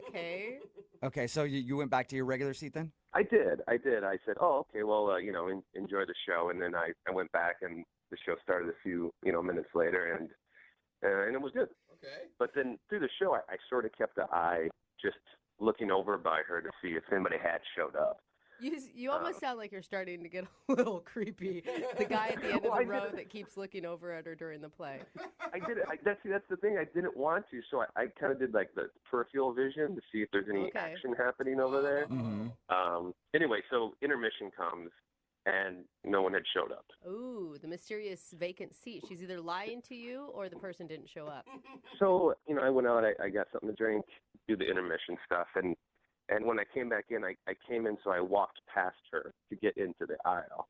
Okay. And as I walked past her, I just said, hey, the seat's still taken? And she said, no, they didn't show. And I said, oh, well, do you mind if I sit there? And she said, sure. So I sat down. Yeah, good persistence. Okay. I would have felt weird going back up to her being like, hey, what's up? You said somebody just coming for that seat, but it's been open this whole time, and I've had my eye on that seat, so... What's the deal? Yeah. Are you a liar? You just lie to everybody? What's going on with you? I didn't want to seem that way. I didn't want to seem like a creepy guy. It was more like, I felt bad. Like, she got stood up on her date. It's kind of awkward, though. I mean, you're putting her in a position like, what is she going to do? Stick to the lie at that point? No, someone's still coming for the last half of the play? But the good thing is the play finishes, and we start talking, and then I just said, do you want to go grab something to eat? And she said, yeah, sure, that'd be great. So that's cool. Okay. Yeah. so we left and we walked to a place and we sit down and, we talk for a little while. We get a drink, we get some food. Conversation's great, it's not creepy at all. And I noticed, though, that she's starting to get a little, tired. And so I was like, oh, you know what? Why don't we just call it a night? And she said, yeah, that'd be great. So I walked her to her car, said goodnight, gave her a hug, and said, can I call you? And she said, sure. Awesome. And so I texted her a couple times, and I never heard back. And I was, I thought things had gone well, and, then I emailed you guys. Did you ever find out who the seat was for? We didn't talk about it at dinner because I thought if I brought it up and she did get stood up, it would be uncomfortable or make her feel bad, so I just stayed away from it. Oh, that's a good idea. So how long has it been since you guys went to dinner? It's been like a week and a half. A week and a half, okay. So she's definitely blowing you off. Yeah, and, I just started thinking about why, who was that seat for? Maybe it was for a boyfriend or someone that she was dating, and he finally showed up, and now she's like, no, I don't want anything to do with you. Maybe I was too forward, Maybe I was the creepy guy in the theater trying to steal the seat. Or, so that's why I emailed you guys. Well, we'll play a song, come back, call her, and get your second date update, okay? Okay, great, thanks. All right, man, just hold on. Brooke and Jubal in the morning. I forgot to ask the most important question about today's second date update. If you just missed the first part, Tim is on the phone, and he wants to call a girl named Sarah today. They actually met at a play. She had an empty seat next to her. At the beginning of the play, he asked if he could sit in it because he wanted to move seats and sit next to her because he thought she was hot. And she said it was taken. And then after intermission, he saw the seat was still open. So he asked her again. She ended up saying, yes, you can sit in the seat because whoever she was waiting for didn't show up. After the play, they went to dinner, had a great time, but now she's not calling him back. And I forgot to ask Tim this, and I'm sorry about that, everybody listening. I know that you really want to know. Tim, how was the play? No one cares about that. Scale of 1 to 5 stars. What are we talking? Well, the first act, I was a little distracted because I was, trying to figure out what the empty seat was about. So I think it was a 3. Okay, good. All right, cool. God. Should we even do the second date update now, or have we gotten that all cleared up? No, I would still want to know why she never called back. Okay. And Tim, you can't remember any awkward moments you guys had when you went for dinner and drinks after the play? No, everything was real casual and cool, and I thought I was being very polite, and I asked a lot of questions about her, what she liked. I thought it was a good conversation. You actually seem very charming and like a good listener, so I'll give you props on that. Well, thank you. Thank you. Horrible play reviewer, but Yeah.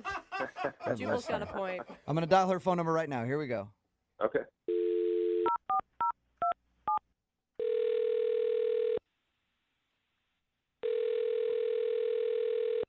Hello? Hi, is Sarah there? Yeah, this is Sarah. Hey, Sarah, how are you? My name is Jubal, and I host a show called Brooke and Jubal in the morning. Okay. How are you today? Fine, thank you. What's this regarding? Well, it's regarding a date that you went on just a little while ago. Okay. I know we started off so businesslike, didn't we? I know. You might not even think of this as a date, but you recently hung out with somebody, and they've been trying to get a hold of you to get another date, but you're not calling them back. So they emailed us to see if we could get you on the phone and find out why. Oh, geez.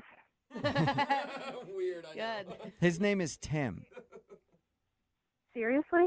Yeah. He told us about how he met you at a play, and then you had dinner after. So he contacted you to get a hold of me? Yeah, he did. Apparently, he's been trying to get a hold of you, but you're not returning any of his phone calls or text messages. Yeah, I don't know. I'm just not into it, I guess. It sounded almost like for a second you were excited that he contacted us. I was more surprised, not excited. Okay. All right. Read that wrong then. Yep. Well, Tim told us about how you guys hung out. He said that it seemed like you had a great time, and he's confused. Wow. I think he's an interesting person. I don't know. I don't know how I feel about him. Can I tell you what I think it is? And you let me know if I'm right or wrong? Okay. So he said that when he saw you at the play, you had an empty seat next to you. And he asked you twice if you could sit in it. The first time you said you were waiting for somebody to show up. The next time you said, sure, they didn't show up. Were you waiting for a boyfriend or a husband or something like that? No. I'm definitely single. Okay. I actually just got canceled on by a friend. So, I mean, why would you say yes to him sitting there when he asked the second time and yes to dinner if you weren't interested in him?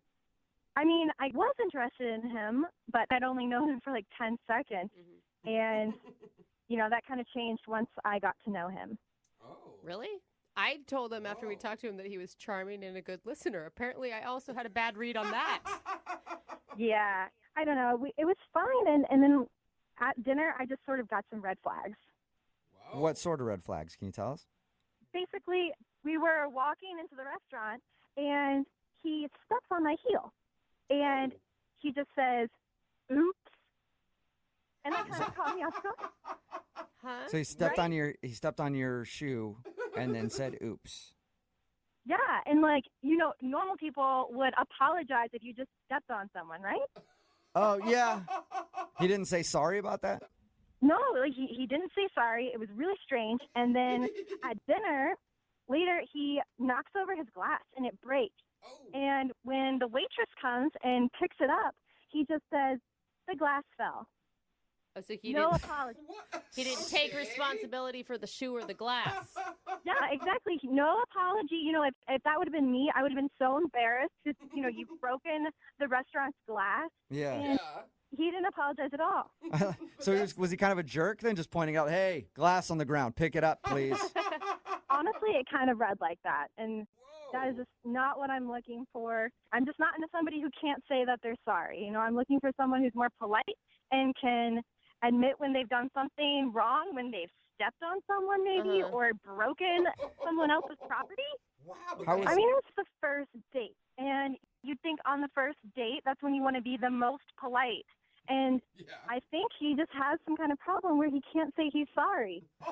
Okay. Really? I know a Sarah, lot of men I want to like let that. you know that I don't have that problem. And I want to tell you that I'm sorry to break the news, but Tim is actually on the other line listening and wants to talk to you right now.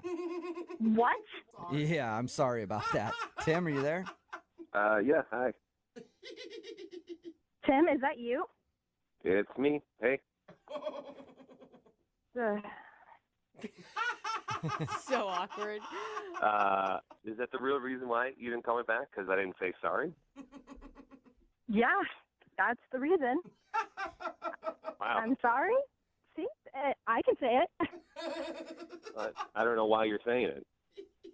Why I just said I'm sorry? Yeah, it's just an empty sorry. What? Wait, now you need sorries with depth? No, it just seems like, for me, so we were walking in the restaurant. We were in the middle of a conversation, and I know what you're talking about. I stepped on your heel, and I sort of just went like, oops, it went back to the conversation. Yeah. It was like, it sort of looks like a toss-off that it happened. It didn't happen on purpose, and it was in the middle of a conversation, so it was just like, oh, oops, and we just continued. I didn't think it was that big of a red flag. A normal person would say, I'm sorry. Yeah, but I didn't step on you. I stepped on your shoe. Tim, are you Tim, serious? you're not. I would be apologizing if I were you right now. Yeah, most people would. Why? Why would I say sorry? I didn't do any of those things on purpose. Okay, Wait, so sometimes when you don't do things on purpose, you can still say sorry. Like if you accidentally stepped on a shoe. Yeah, but those are just those are just empty sorries because I didn't do it on purpose. It was an accident. So if you were like driving your car and you accidentally hit a pedestrian, you wouldn't apologize for that either because that wasn't on purpose. Oops. Well, whose fault was it? Seriously? Are you serious right now? That's a good point. No, I'm just saying. Your foot stepped on my foot. Yeah, How could that be my fault? it's not your fault. It was an accident. It's no one's fault. It's an oops. I have never really dissected the word sorry like we're doing right now. No, it's just I grew up that if you're going to say sorry, it's meaningful and you should say sorry for something that you did and then you realize it was wrong. Then you're like, you say I'm sorry for that. But when it's like just an accident, like, if you bump into somebody, it's just like, oops. It's not mean, it's not negative, it's just like, oops. And then the life goes on. Yeah, but everybody else grew up with common courtesy. So even if you aren't going to say sorry, you say, excuse me, or I didn't mean to do that. I just don't agree with that. Like if Sarah and I continued and we got into a relationship and then later on something happens where I should say I'm sorry and I say, hey, Sarah, I'm sorry, it would have such a huge meaning and she would really know, like, wow, he's really sorry.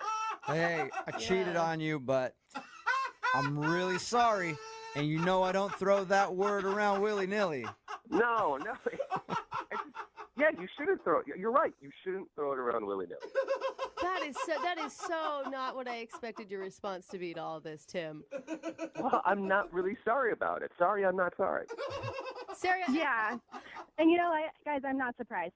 Okay, so are we done here? No, not yet, Sarah. We're almost done. But I do have to ask you if you would like to go on a second date with Tim. We will pay for it. You know what? Sorry, no. It's so immature. It's so immature to say that with that tone. Like, now you're ruining sorry. You've ruined the Well, word. I find it immature that you can't use your manners that a 6-year-old can use. So maybe practice that. Six-year-old will say sorry for sneezing. They'll say sorry for anything. Look, I am an adult. I am a grown man. I only say sorry when it counts and when it's needed. All right. I like that. Oh, man. All right, well, sorry. Sorry. I can't even say sorry now without thinking about it. You can't. I won't say sorry because it's not my fault. Tim, you didn't get a second date. Whatever, man, whatever. Brooke and Jubal in the morning. Text in at 78592 says, that dude Tim is right. People throw apologies around with zero meaning these days. He's not wrong. Talking about today's second date update. If you missed it, this guy Tim wanted to call Sarah. They went out on a date, had a lot of fun, but she wasn't calling him back. And the reason why was during the date, he accidentally stepped on her foot, but he didn't say sorry. That's why she wasn't calling back. And then they got into an argument about sorry because he felt like he shouldn't have to apologize because it was an accident. He didn't do it on purpose. And she says he still should have apologized. And then went back and forth talking about what you should and shouldn't say sorry for. In the end, it doesn't really matter because he's not getting another date. Yeah, there's a lot of debate now about the word sorry. Yeah, the text board is people are very strong about it. Yes, they are. A lot of people actually supporting him for not saying sorry, and then a lot of people calling him an a-hole. So text in at 78592. What should you say sorry for, and what shouldn't you say sorry for? And it'll be a hot topic we probably won't discuss further because it's kind of boring. Anyway, if you want to do a second date update, all you have to do is email the show, and we will call the person who didn't call you back. Brooke and Jubal in the mornings. Second date update. I'm excited to talk to the dude that's on the phone for a second date update today because the way he started off his email was just hilarious to me. Really? It just started with, I date hella. What? And I've never been blown off. Oh, so I need your help. Oh my God. Yeah. I mean, we already all have an opinion of him, right? His name is Wesley. What's up, Wesley? Hey, what's up, guys? Not much. So you date hella, huh? Hella. You know it. Now, that wasn't a joke, right? Wesley, you're being serious on that one. I'm a aficionado of dating. Oh, yeah. Okay. All right. So you go on a lot of dates. Yep. I don't think that that's probably a good sign, is that you're going on a lot of first dates. It's usually that you get a lot of second dates is probably a better sign, Wesley. It's not the way my first dates go. Oh. All right. Your first dates are successful, at least according to your email. You said you've never been blown off before, ever. Never. Really? Not one time. Nope. Okay. So who's the lucky lady who popped your cherry? Is that too much for being blown off? This was months ago, and my memory is kind of like hazy, but I met this girl, Christy, at a friend's house party. So we had mutual friends. I never talked to her before that, but we met at this party, and, I use a line that works well. Is it that you date hella? That is how I date hella, absolutely. So I use this line. I know a lot of guys have lines, but the line I use is I say, why don't we come back to my place, because I make a banging quesadilla. What? Okay. Doesn't Do you take- actually make the quesadilla, or that's just a line? I make it from scratch. Wait. Secret ingredient, barbecue chicken. Oh. Okay, wait, but you're telling me a quesadilla is what wins women's hearts over to come back to your place? Yes. And some of them, they're like, oh, I'm not eating sugar. I'm on keto. I'm on paleo. I could do keto quesadillas, gluten-free. Wow. Whatever you need. All right. You're the quesadilla master. That's it. So I guess dudes should take note. Yeah. All you got to do is be able to make a quesadilla, and you can get any woman you want. Hey, seriously, though, if you offer a drunk girl a quesadilla, there's no way she's saying no to that. Okay. No way.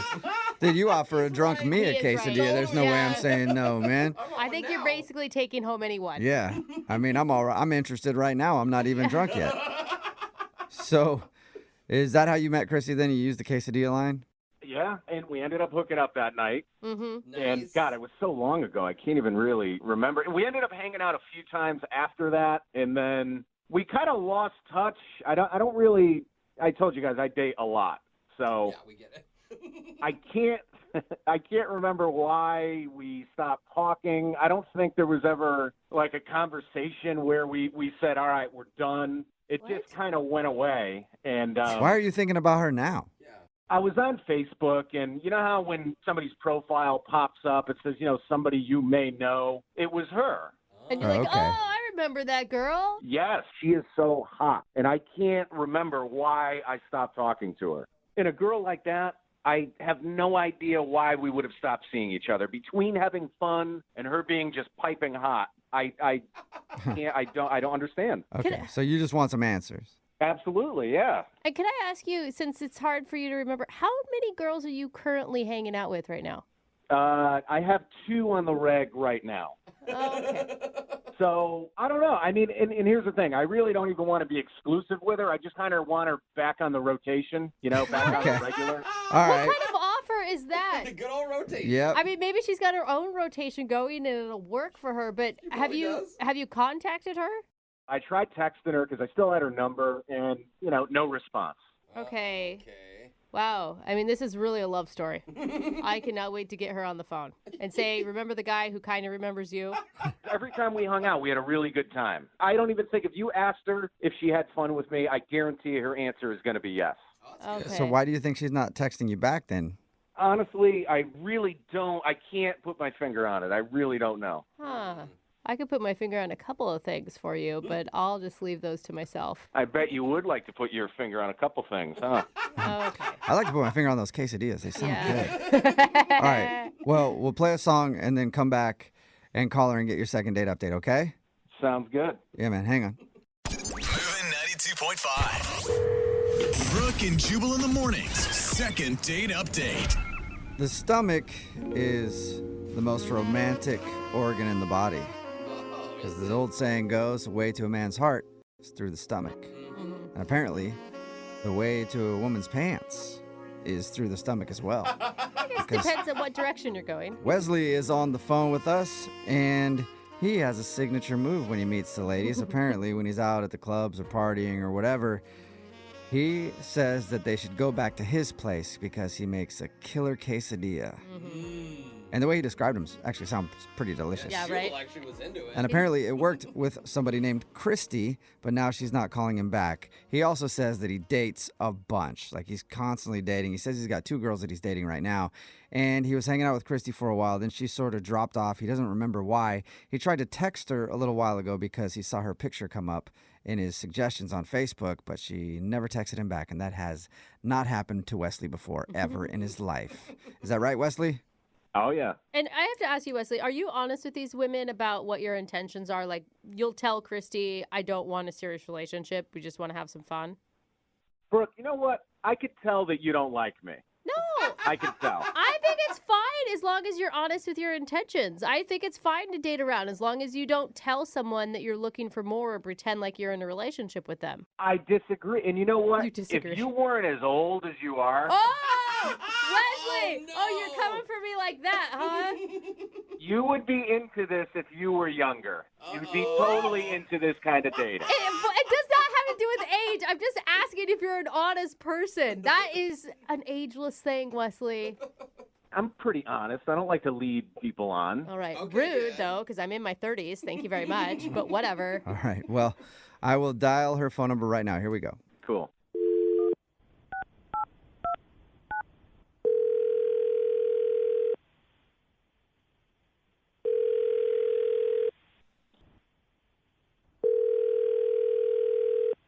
Hello, Hi, is this Christy? speaking. Hey, Christy, how are you? This is Jubal from the radio show Brooke and Jubal in the Morning. Hey. Hey. What's up? Like, what's up? Not I much. don't know. You listen to the show ever? Yeah, I've heard it sometimes, but why are you calling? Well, have you ever heard a second date update before? Is that the one where like people call in and then like they haven't heard from someone or something? Yeah, that's exactly what it is, and that's exactly why I'm calling. Yeah, I don't. Yeah, what? Well, you went out with a dude a while back, and you're not returning any of his text messages or phone calls, so he emailed us to see if we could get you on the phone and find out why you're not getting back to him. Are you sure that was me? Because honestly, I haven't gone out with any guys recently. Yeah, So... I guess I shouldn't have said recently. I think it was actually a little while ago. I'll give you his name, and then you can tell me if you remember going out with him. His name is Wesley. The quesadilla guy? Do you remember the quesadilla guy? Met at a party. That guy. Yes. Oh my God. Do you remember the guy that took you home and made a quesadilla and you got? Yeah, he's a douche. Okay. Oh, douche. All right. So Big douche? No, I don't know what's going on. And you hung out with him a couple times, right? Yeah, no, I did. Honestly, I'm kind of upset about it. Really? that you hung out with him for a while. Yeah. Did you get his text message from the other day? He said that he was thinking about you and then texted you to try to get together again. God. That's a yes. Yeah. Yeah, I did. So wait, why do you regret hanging out with him? He hurt your feelings, or? He's a jerk. Like, he's seriously such a jerk. How? I just, like, ugh. Like, what did he tell you about our interaction? Like, what did he tell you? He said that you guys met at a party. You went back to his place for quesadilla. Really good quesadilla, I guess. Yeah, no, it was good. I can't remember, like, what was in it. It was, like... He said it's barbecue chicken that he uses. Yeah. Okay. Yeah. All right. Yeah.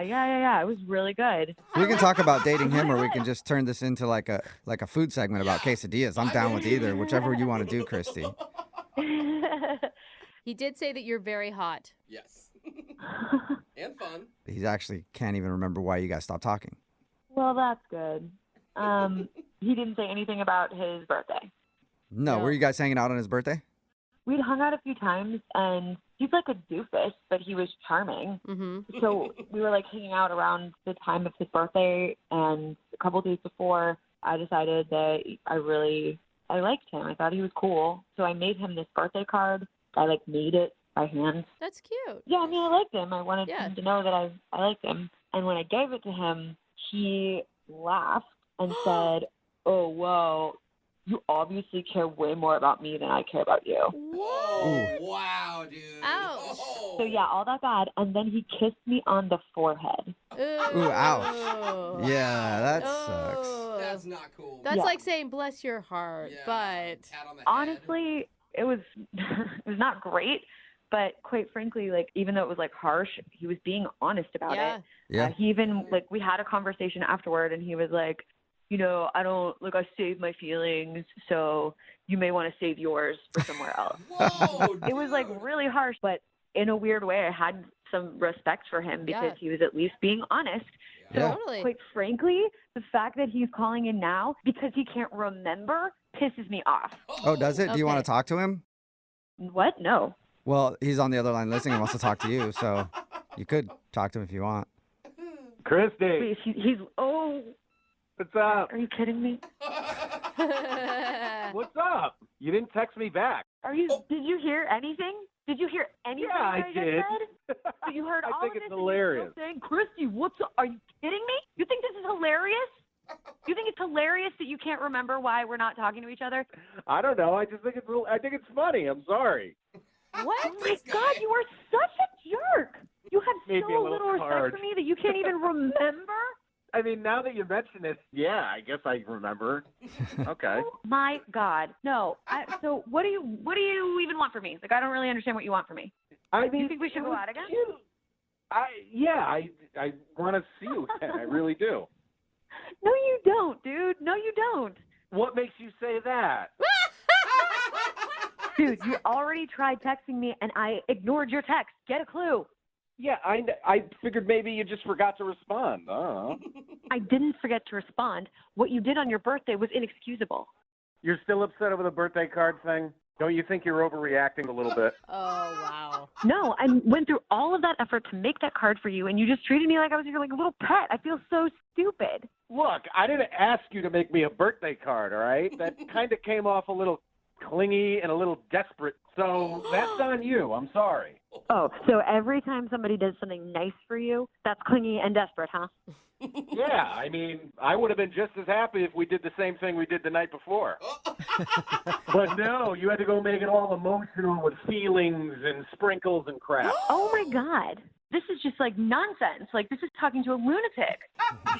I am so turned on right now. Get it out, please. You're turned on? What are you turned on by, Wesley? No. Guys, just listen to how intense and passionate she is right now. Oh, I can't get over it. Oh, man. Ew, are you kidding me? You are gross. Come on. Disgusting. Oh, come on you. This is disgusting. You really think that this is working? I do feel like, Wesley, you're kind of delusional. Yeah. Well, you're old. You're not into this.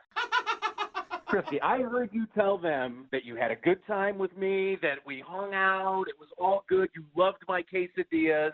Yeah, I did like the quesadilla back then, before I realized what a jerk you are.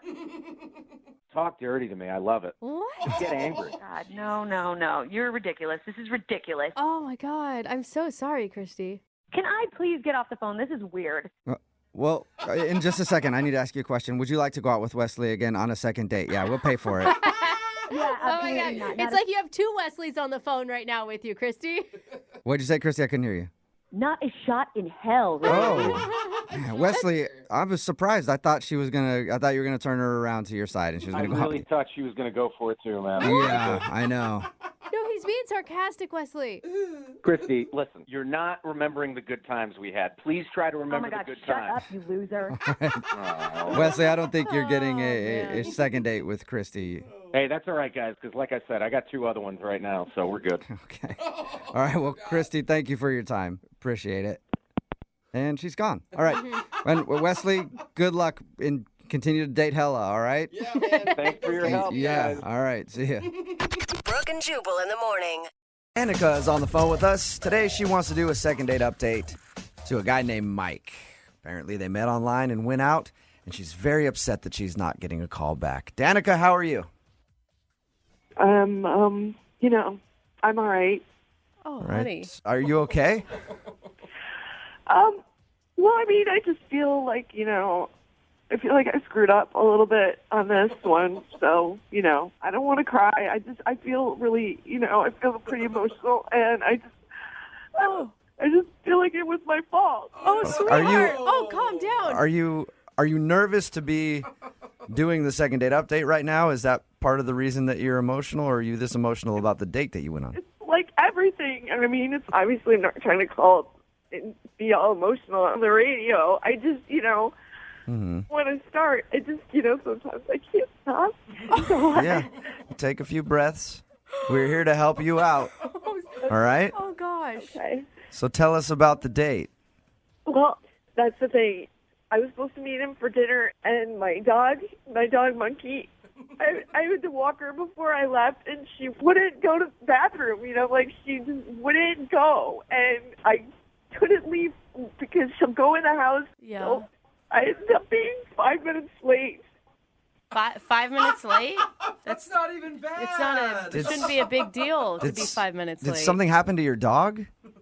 No, my dog is she's fine.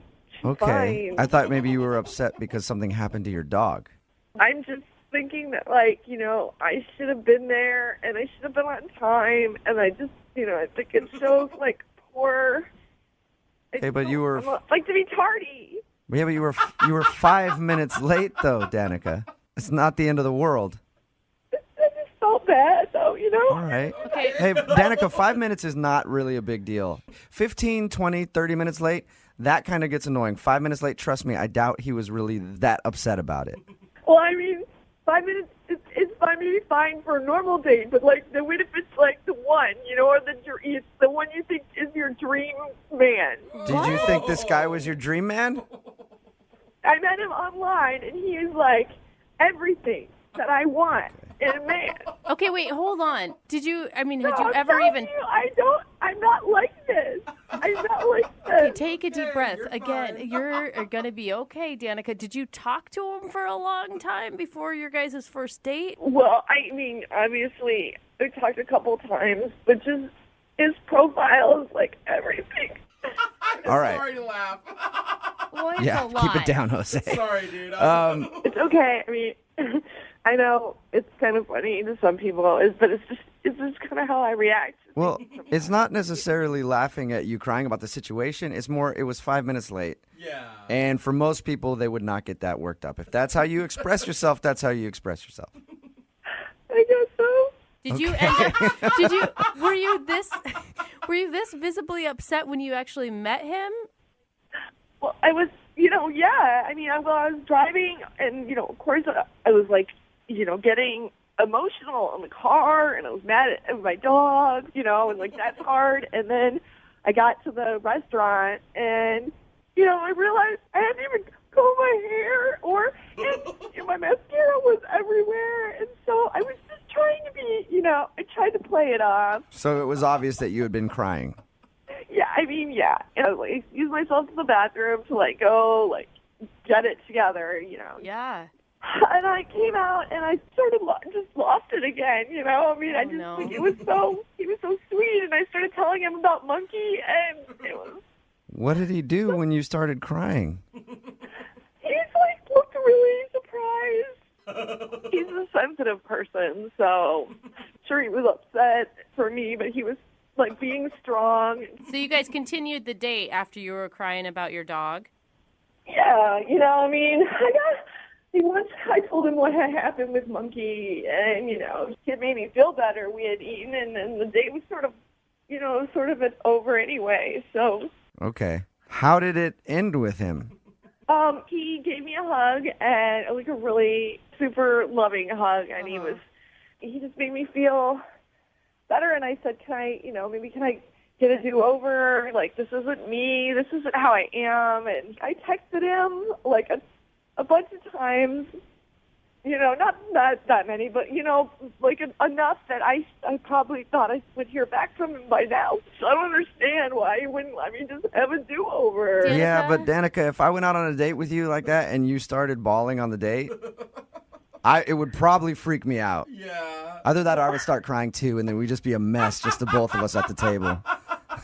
Well, I mean, sometimes I get emotional, and that's just like who I am. But, I think that I feel like, I don't love him, but, I like this guy a lot. Whoa. I'm worried about you, Danica, because this is just the part where we find out what happened on the date, and you haven't even really been able to keep it together. I'm totally getting it together now. Listen, I totally am all right now. Okay.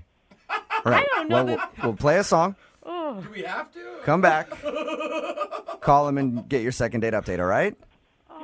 Okay. I need you to be strong when we come back, okay? I am. I'm totally gonna like wash my face and like get it together and regroup. Okay, because if you cry twice to him, I guarantee that's gonna scare him off. I'll tell you what, I'm not gonna cry. Even if I get a little shaky, I'll hold the phone away from my mouth so that no one can hear. If at any moment you just hang up the phone, I'll pretend like the connection dropped out. Awesome. If you want to cry for a bit, and then I'll get you back on the phone after, okay? Okay. All right, just hang on. I can do this. I can do this. Okay, hold on. Remember, before we play the next part of today's second date update, stick around, because we're actually going to talk to Danica and Mike again right afterwards. Apparently, they have an update for us on what happened since we recorded this a few months ago. But first, let's hear part 2 of their second date update. Moving 92.5. Brooke and Jubal in the mornings. Second date update. Normally during a second date update, it's the second part of the phone call when we get the couple on the phone together and they talk that tears come out. Mm-hmm. It's already happened a lot. And I'm actually hesitant to do today's second date update because I don't know if Danica, who is on the phone with us right now, can handle it. Danica, are you doing all right? Yeah, I'm keeping it. I'm going to try and keep it together, yeah. Okay, yeah, you definitely need to. If you're just tuning in, Danica wants to call Mike. They met online, went out for a date. She was 5 minutes late for the date, but was very emotional about it. She was crying on the way to the date. When she got there, she tried to clean herself up. And then once she actually sat down with the guy, she lost it again and ended up crying during the date. And she isn't getting a call back. And I'm assuming, I don't know yet, but I'm guessing that's the reason why, Danica. It would be very weird for me to go out with a girl and have her cry on a first date. I know. I mean, I know it seems weird, but that's why I'm going to apologize to him and tell him I'm a normal person, Can I make one suggestion? Because I'm a person, I cry at every emotion. If you start to get emotional, pinch yourself. That's my trick. Because it like helps you get out of your mindset of going down that path. And then it hurts because you pinch yourself and you cry more because of the pain. Ow! Yeah. Oh, why'd you pinch me? I'm willing to try anything, to be honest, and I will do it. Do you feel strong right now? Do you feel like you could do it? I do. I took some deep breaths, washed my face. Okay. I'm going to dial the phone number right now, get him on the phone, and get your second date update. Okay. Okay. You got this.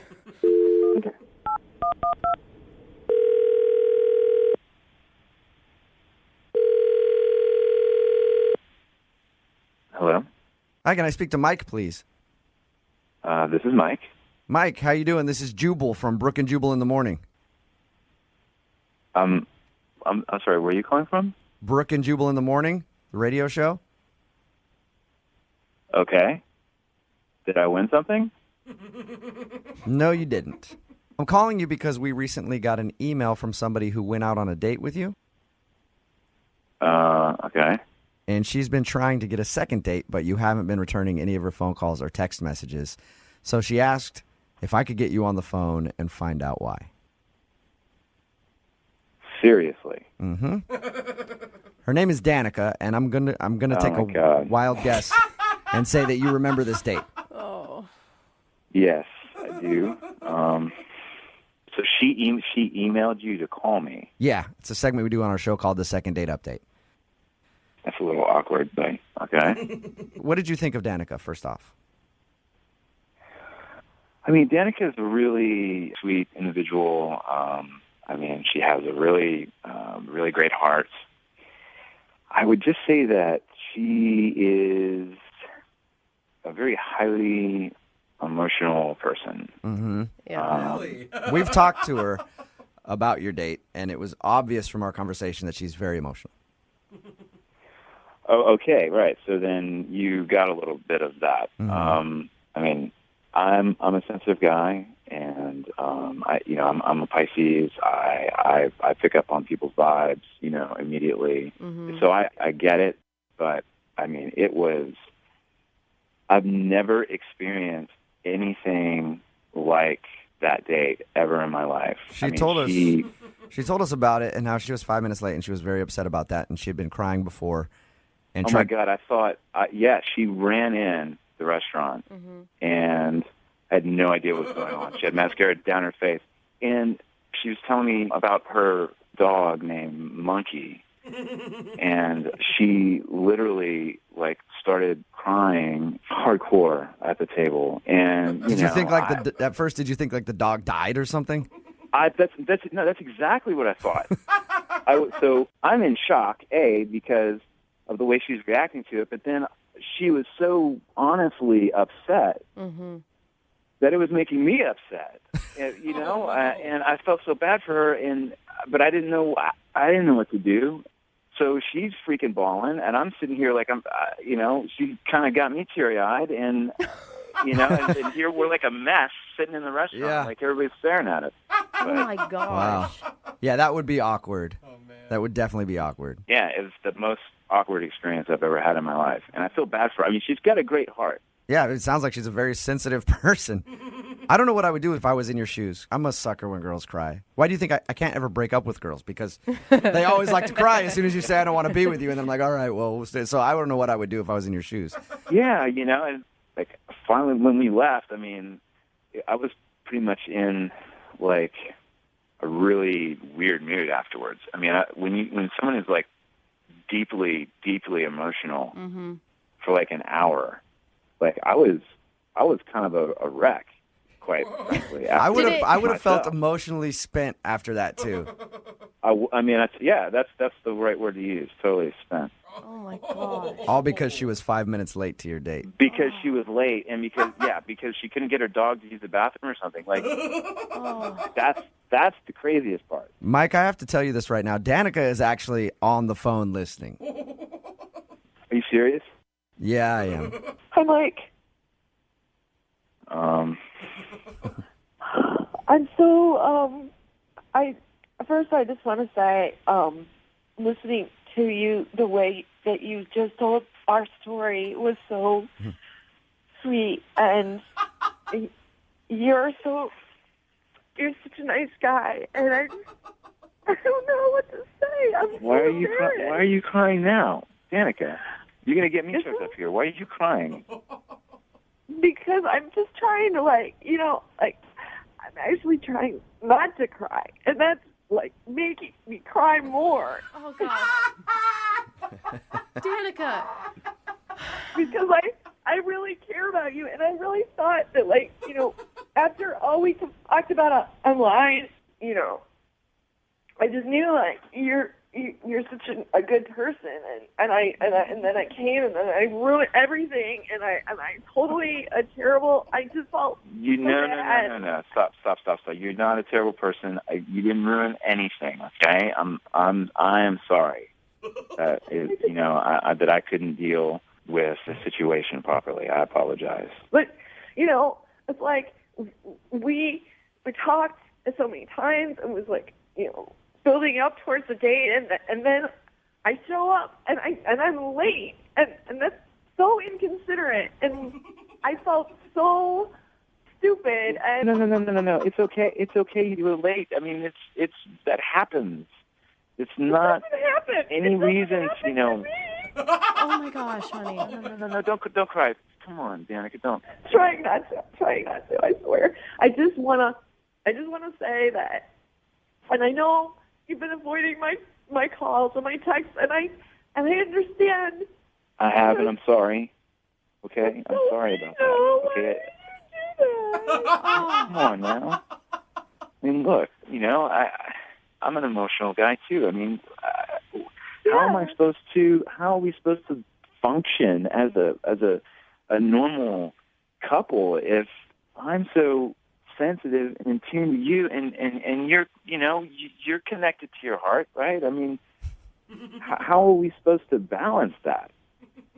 We'd be a walking mess, It's like a basket case of emotions running around the street. Are you saying you're concerned, Mike, that her being so emotional and you being so emotional, all you guys are going to do is sit around and cry together? I mean, I'm not saying that I'm going to sit around and cry, but I mean, I'm saying that I'm going to feed into her feelings, and I'm going to want to, nurture that. But I just feel like that's focused. That's kind of the energy is too focused on one thing. I don't want it to be a negative situation. I don't think it's negative, though. I mean, I don't think it's negative. I think that you were, such a good, you showed me, what a good guy you were.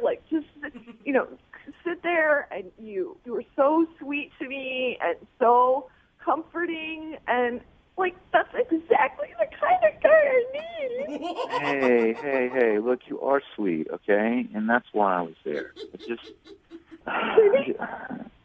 How are we supposed to function if we can't even have a conversation without you crying, Mike, would you be interested in trying to have a conversation with no tears with Danica? I mean, if that's possible. I can see if it's possible and ask you if you'd like to go out with Danica again. I'll pay for a second date for you guys. It's possible, I swear. What do you think, Danica? Do you think we can go no tears this time? I promise. I'm all cried out. I did it. We can be happy, and we don't have to. And if I'm late or you're late, it's going to be okay. Well, I'm not going to be late. Oh my gosh. And here's the thing. That you don't even know is that when I'm happy, I'm so happy. Don't display you have major mood swings. Don't do that.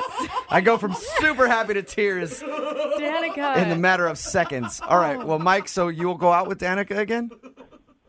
Let's give it another try. All right.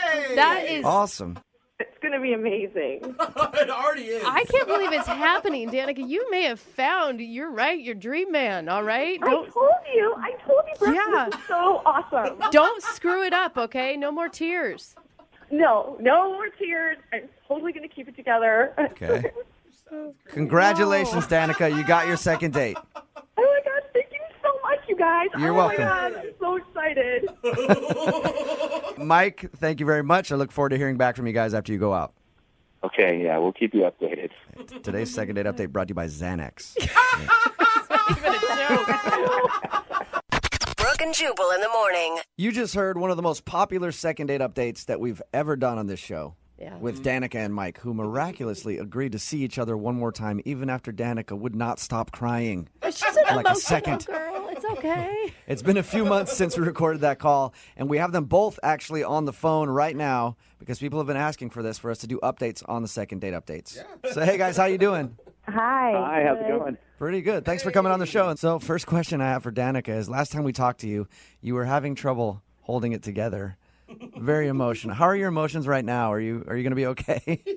I know. I'm an emotional person, but I mean, I couldn't be happier right now, so I feel pretty good. I'm always curious when people go out on a date after they've done a second date update with us. Is it a more comfortable situation going into it, or was it more pressure because your whole story had been told to everybody and now it's kind of uncomfortable?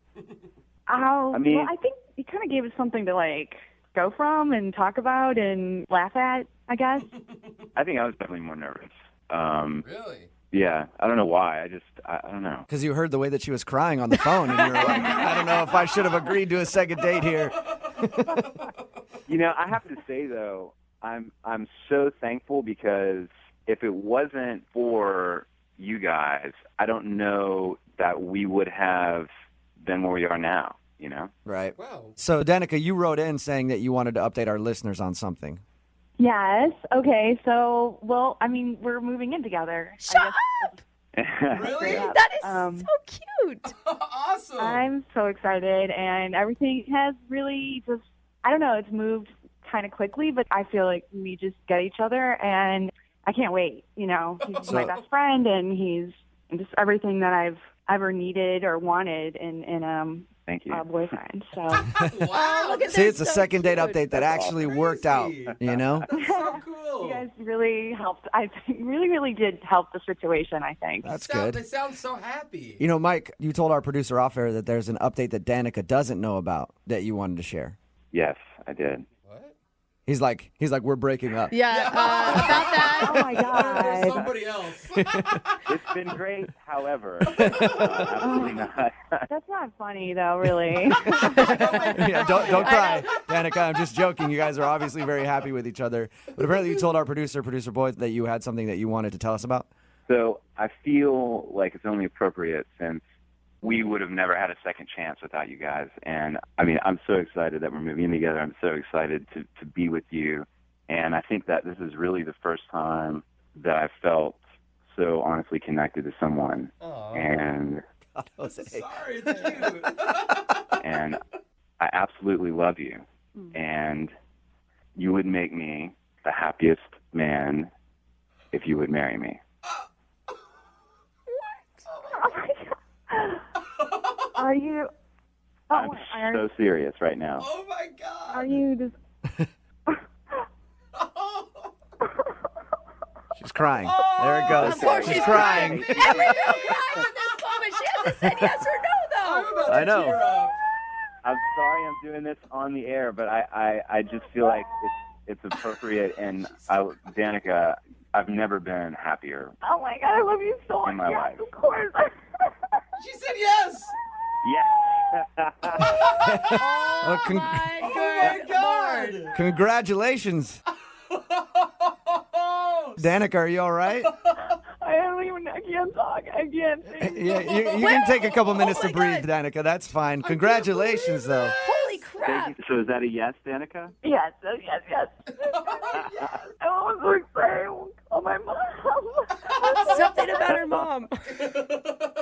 I'm gonna come over to your work as soon as we get off the phone. I'm sorry to do this Come on over the air, now, but I had to. I was going to say, do you have like a ring and all that stuff? Did you already get that all taken care of? Or... Yes, I'm going to bring it to her immediately. Oh, this is Oh my so God. awesome. Oh my Awesome. gosh. Well, congratulations, you guys. Thank you for the update. Wow. Oh, Thank thank you. you guys. Thank I you mean, so thank much. you. I feel like we should invite you to the wedding. Yeah, invite us. I'm down to go. I love Oh my loves God. weddings. Jubal actually cries at every wedding he I goes do. to, so he'll be right there with you, Danica. Don't worry. Hey, Danica, I feel like your wedding should actually be sponsored by Kleenex. Maybe we can figure that out. Moving 92.5. Guy on the phone for a second date update today already knows where his date went wrong. Really? And the bad part about it is he was pretty much guaranteed to get a second date, and then he did something really bizarre and screwed everything up. Oh, no. So now he needs to see if he can apologize and get a second date. Chris, why don't you tell everybody what happened? I will. Oh, you sound so defeated. Oh, no. Well, you'll understand. Okay. So, I mean, I don't date a lot. I want to just preface that. I get nervous really easily. So, a couple of weeks ago, I went out with like a couple coworkers at a local bar. We're all, tech guys. And we were just having a couple of drinks, and it's getting real fun. And they kind of dared me to spot the hottest girl in the bar, and you should go talk to her. That's a good dare. Yeah, classic dare. I was really nervous about it. I just get way too nervous. I don't talk well. You don't sound I nervous. don't talk well. You don't sound like a nervous guy at all. Yeah, you get it. And so they ended up finally coercing me into doing it. So, I spotted who I thought was the hottest girl in the bar. Uh-huh. And I went over and I was like so nervous. I ended up pulling up my phone and doing a Google search for like pickup lines. Nice. You didn't. Why did you go to that? Because I didn't know what to say. So what'd your phone come up with? Well, the one I used was, and I said this to her while looking at my phone, Oh, God. was, "Hey there, if you were a sheep, I would clone you." That's it? Well, that's the one you chose, huh? That's it. Yeah, well, Winner. that's actually kind of endearing. Like, you're looking at your phone, you're obviously nervous. Okay. I mean, Yeah. she fell for it, right? She liked it. She thought it was really funny, and she ended up pulling up her phone. We ended up having sort of like a Google search for pickup lines. She's like, I bet you I could choose like 10 that were better than that one. Yeah, she definitely outdid me. Yeah. All right. So you struck up a conversation that way, and how did everything else go? It went great from there. We just we had a couple of more drinks. We were talking the whole rest of the night, and probably like 11:30 or midnight, place was slowing down. She ended up whispering. She said, "Let's go back to your place." And I was amazed. I was like blown away. Yeah. Like, what? This can't be happening. Are you talking to me? Did I hear what I think you said? I just tried to play it cool, which is just me sweating and not saying anything. Good way to play it cool. Probably didn't know at all that you were nervous. But we ended up going back to my place. Okay. Things were moving in a way where the stuff was definitely going to happen, more than just making out. What? Did you have to Google that too? I probably should have, because next thing I know, she's like, she has to like go into my bedroom and just sort of get ready, kind of get a little more comfortable. And she's like, "Give me a minute, I'll tell you to come in." And so I let her go into my room. Wow, she's like a seductress. I mean, I don't know if she's seductress, but she's definitely more experienced than me. I mean, it seems like she's been with a lot of men. Me, I haven't been on a date for, maybe 2 years before this. Okay. Oh, wow. So I'm sitting in the kitchen waiting for her to kind of like tell me when she's ready, and I start getting nervous again. Right, because she gives you time alone with your own thoughts. That's a horrible thing to do for you. So I started like freaking out, thinking, oh no, she's experienced, I'm not. What do I do? In my head, I get this idea that like I gotta spice it up. I gotta deliver when I walk in this room when she beckons me in. So I start going through my cupboards, and I found my jar of Nutella. Oh, no. And I got this great idea that is like, hey, you know what? Like, I've seen movies and stuff, and people like eating stuff off each other. Oh, no. That's sexy. That's fun. So I ended up stripping and putting Nutella on myself below. Did you use a butter knife or did you do it by hand? I just have to know. I wasn't going to put a knife down there. So you slathered yourself in Nutella. That is not an attractive-looking substance, by the way. I thought it would be fun, and people like hot chocolate, but it's definitely doesn't spread easily like it does like on the commercials or the ads. Oh my God. Well, they're spreading it on different things in those commercials. I think that's the key. At any point during the spread, did you think, like, maybe this isn't a good idea? At one point, I had both my thighs covered and my entire arm.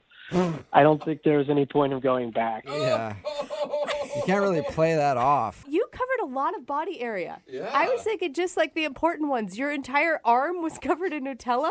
That was just like me trying to like spread it all out so it looked somewhat even.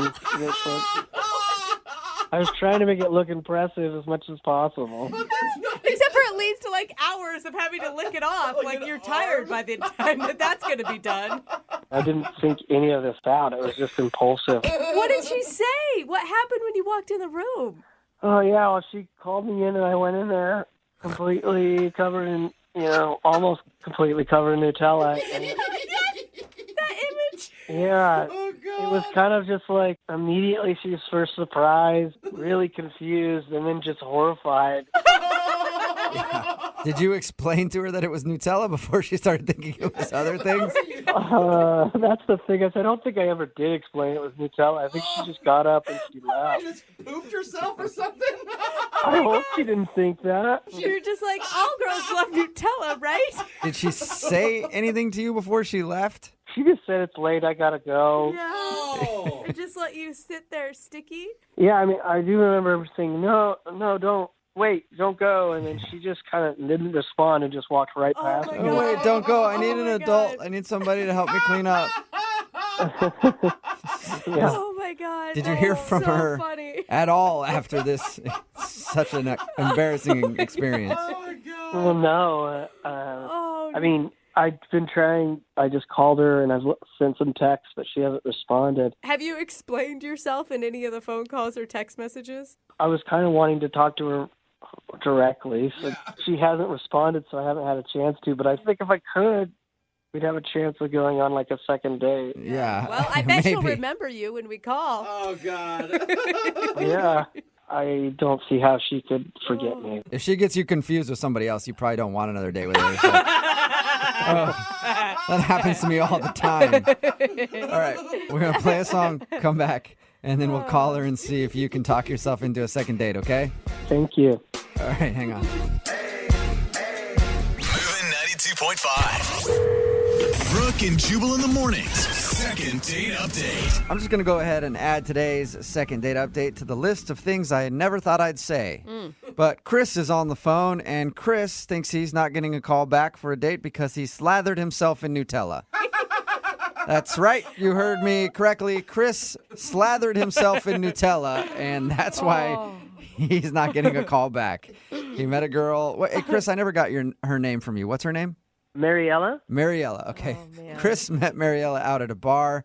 He admits that he's not much of a ladies' man. His friends dared him to talk to her. He talked to her, ended up actually going back to his place, and things were moving on to the next level. She went in the bedroom, and that's when Chris got nervous and thought that he needed to spice things up because she might be more experienced than him. So he found a jar of Nutella and put it all over his naked body and then walked into the bedroom without explaining it. And that's when she got up and left. And he hasn't talked to her ever since. Chris, believe it or not, I think you could come back from this.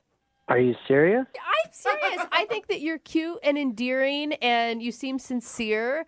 But I had Nutella all over my body. I mean, that's a good point. Yeah. Was it low fat or regular calories? She might have been offended. She could be on a diet, It might not have been the weirdness of spreading it on your body at all. It was just the regular. Oh, okay. Well, maybe that's the issue. All right. I'm going to dial her phone number right now and see if we can get you a second date, okay?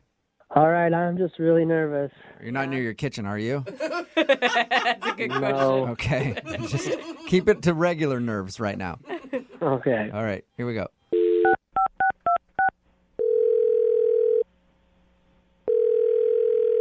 Hello? Hi, can I speak to Mariella? Hi, I'm Mariella. Hi, I'm Jubal. Hi. Hi. Who are you? Jubal from Brooke and Jubal in the Morning, the radio show. Why are you calling me? Well, I'm calling you because you recently went out on a date with one of our listeners, and now you're not calling him back, so he asked us if we could get you on the phone and find out why. Okay. His name is Chris. Oh, my God. I still can't stop laughing for you. Oh, God. Yeah, it was weird. It was really, really weird. Yeah, Yeah, we know. We talked to him. He sent us an email about your whole date and explained everything. He feels really bad about what happened, but I just want to hear how it was from your point of view. Well, we met at a bar, and I thought he was really cute, and it kind of like, after a couple of beers, I was like, do you want to go back to your place? Yeah, he told us all that. He said that he was really nervous, by the way. Yeah, I mean, it was cute. I thought it was cute that he was so nervous. Did you think, I'm going to rock this guy's world tonight? I don't know. He just seemed like really, really nervous, and I felt like I could calm him down a little. And Sounds like you did the opposite. It sounds like you riled him up. Did he really tell you everything that happened? Oh. Yeah, he told us everything. Oh, So, man, it's embarrassing. what was going through your mind when he walked in the bedroom?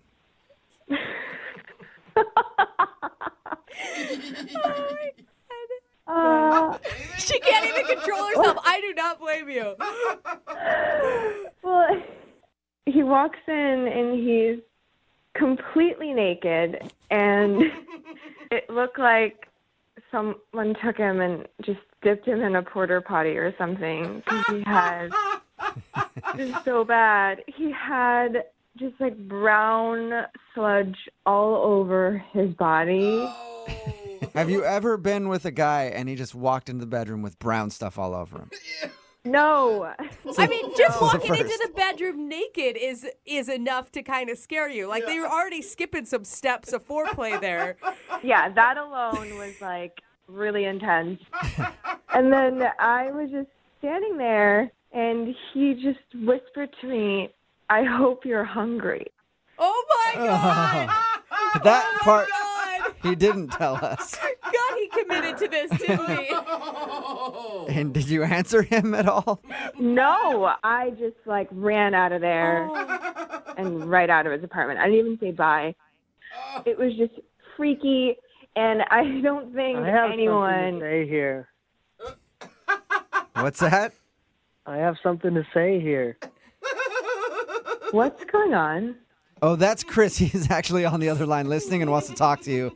And apparently he's heard enough and wants to speak right now. Hi, Mariella.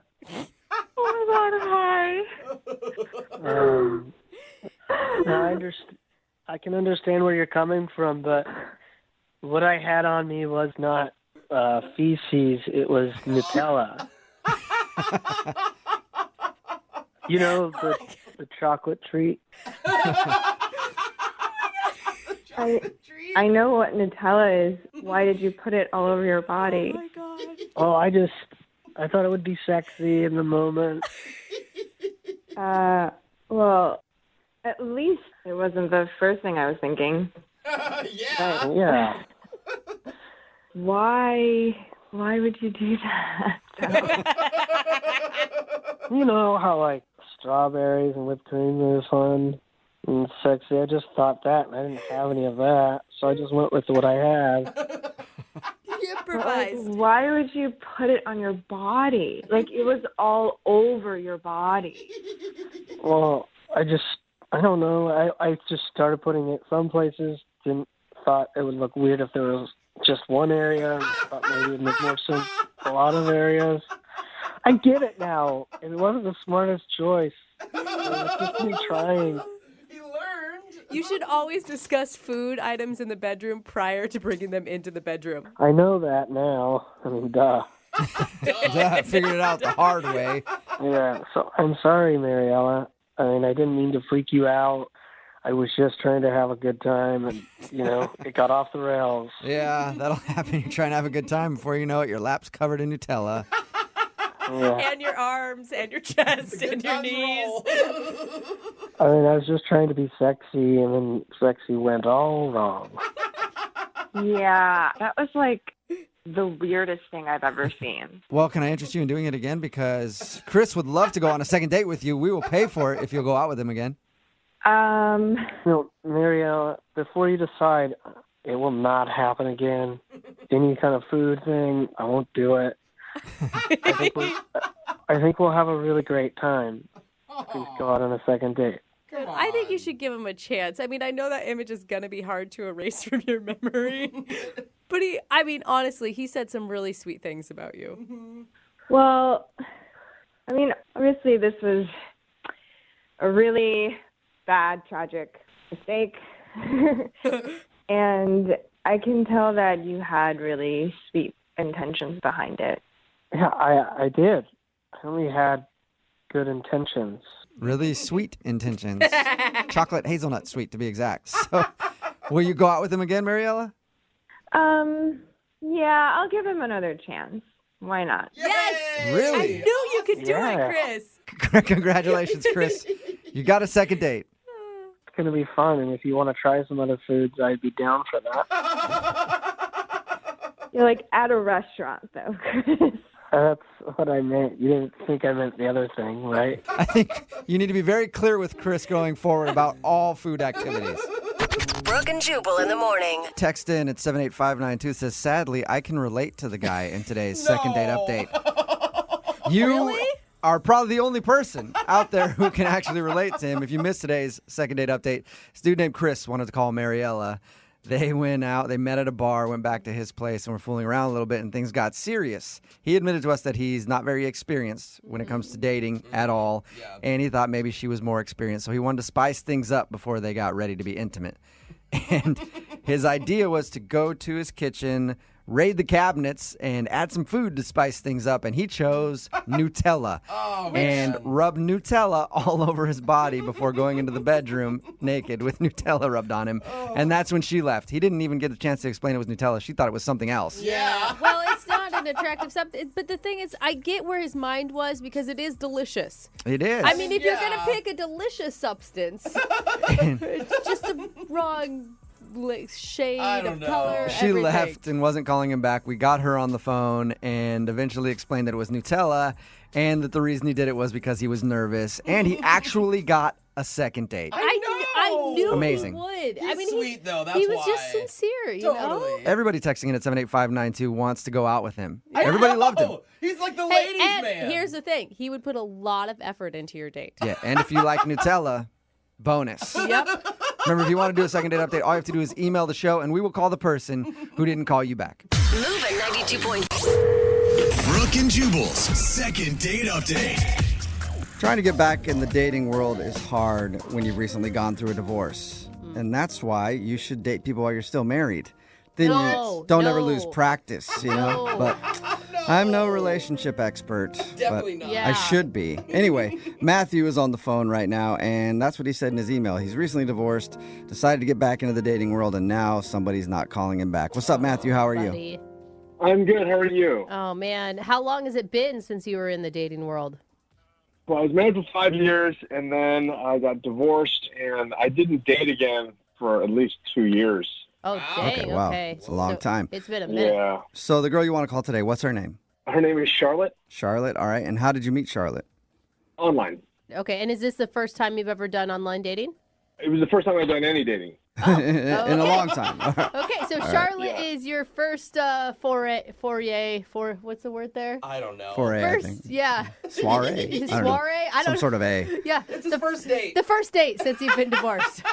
Yes, that's correct. Okay, and how did things go with Charlotte? I think it went really well. We met for coffee, and I thought it went really well. And she made me laugh a lot. She's very funny and very smart and very nice and very pretty. Okay, okay. And how were you feeling? Were you nervous? I was at the beginning. I was really nervous because I hadn't been on a date in a really long time. And I was engaged for a long time. I was married for 5 years. And I just didn't think I knew how to do this. And she made me really relaxed. I don't know. She made it really easy. So is all you guys did was coffee, or did you do something else? Oh, no, we just had coffee. And then I did invite her to a Halloween party a friend of mine was having at their house. Okay, and did she go to the party with you? I don't know. That's You don't know if she would? That might be. Okay, so yeah, here's a tip since you're getting back into dating. Know if the person is there. Yeah. Let's start with that and then baby step it the rest of the way. What do you mean you don't know? It was a costume party. So I never asked her what costume she was going to wear. Wait, you just had her meet you at a friend's house in full costume? Yeah, I know. We should have set a clear place to meet and a time to meet, and I should have said to meet me at the front of the house. And it just, I didn't think about it. Yeah. And the cell phone reception was really bad, and I couldn't get a hold of her. And everyone was wearing masks, so I couldn't tell who was who. And So you're just walking around the party trying, how did you even try to find her? everyone I ran into, I just kept asking them, would you please, I explain, I'm trying to find the date here. I just don't know what she's wearing. Would you please take off your mask? And after about 40 times, it took forever, and it was really bad.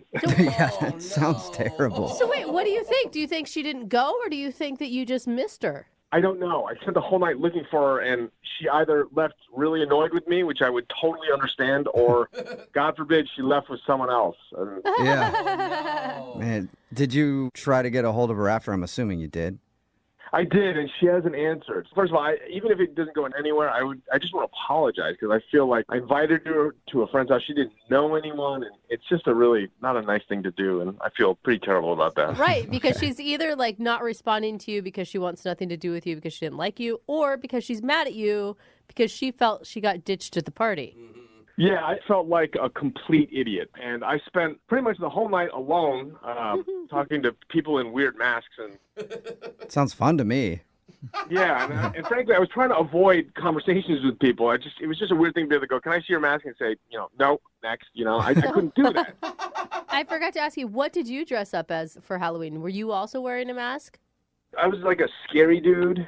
I had like a mask. Oh, scary dude. That's a popular one. Yeah, I had a mask, and I had this kind of torn jacket, and bloody pants kind of stuff. And Definitely sounds like a scary dude. But she wouldn't have been able to recognize you either from the sounds of it. Well, I had my mask off for the rest of the evening because I was trying to find her, but I don't know. I had makeup on as well on my eyes. Oh, yeah. Okay. I just want to at least say I'm sorry. Yeah. Well, we'll play a song and then come back and get your second date update, okay? Okay. All right, Thank you. Hang on. Moving 92.5. Brooke and Jubal in the mornings. Second date update. Right in the middle of a second date update, and if you're just joining us, Matthew is on the phone, and he wants to call a girl named Charlotte. They actually hung out for coffee, but really the date was supposed to be when they met up at a Halloween party. The only problem was Matthew is newly divorced, hasn't dated in a long, long time, and forgot, when you make plans with somebody, you should also decide when and where to meet up. So he just invited her to the party and figured he'd find her there. Except it's a Halloween party, and everybody was wearing masks, and he couldn't find her. He just spent the whole party walking around asking people to take off their masks to see if it was her. Hey, Matthew, I don't know if you're going to get a second date or not, but I can probably guarantee you're not going to be invited to many more parties. Nobody wants to invite the weird guy there that's just walking around being like, hey, take off your mask and show me who you are. Yeah, I didn't feel very cool. I'll say that. Yeah, no. I do feel, though, that you shouldn't take full responsibility because she could have also said, hey, where are we going to meet? Or asked other important questions about how to find each other at said party before it went down.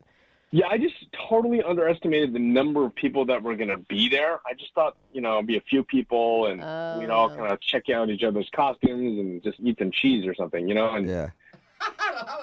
Every good Halloween party has people sitting around eating cheese in small numbers. All right. Well, I'm going to dial her phone number right now and see if we can figure out why she's not calling you back, okay?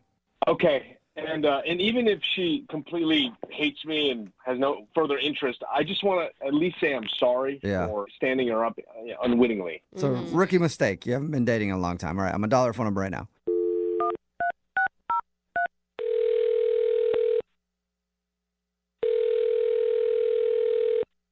Hello. Hi, may I speak to Charlotte, please? This is Charlotte.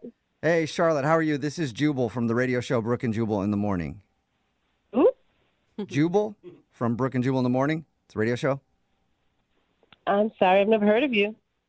Oh, well, I've heard of you, if that means anything. Gosh, that came off so creepy. Yeah, it did. It's true. What? It's true, Charlotte. We've all heard of you, though. Yeah. How would you hear of me? Well, because we do a segment on our show. It's called the Second Date Updates, where if you go out on a date with somebody and don't call them back after, they can email us to get you on the phone and find out what happened. And we got an email about you from a dude named Matthew. You probably remember him. He likes coffee dates. He also likes to invite people to Halloween parties and not tell them where to show up so that you both awkwardly look for each other all night. Yeah, I know who you're talking about. Oh my gosh, are you mad at Matthew? No, I'm not mad at him. I'm just kind of, it didn't work out. That's all. It didn't work out. Well, how do you know it didn't really work out if you guys didn't actually spend any time together? Really, he told us you got the coffee pretty quickly, but he said that he spent the whole night looking for you at that Halloween party. He feels really bad that he didn't, tell you where to meet. Well, I didn't go. You didn't go to the Halloween party at all? Oh, man. No. Oh. No way. Wait, were you not even interested in him after coffee then? No, he was nice at first. Then I don't know. I don't want to talk bad about the guy. It just didn't work out. Can you give us any specifics on why? He's kind of desperate. Yeah. I mean, he's new to dating. He's a little vulnerable. He doesn't know what he's doing. No, he got really weird, guys.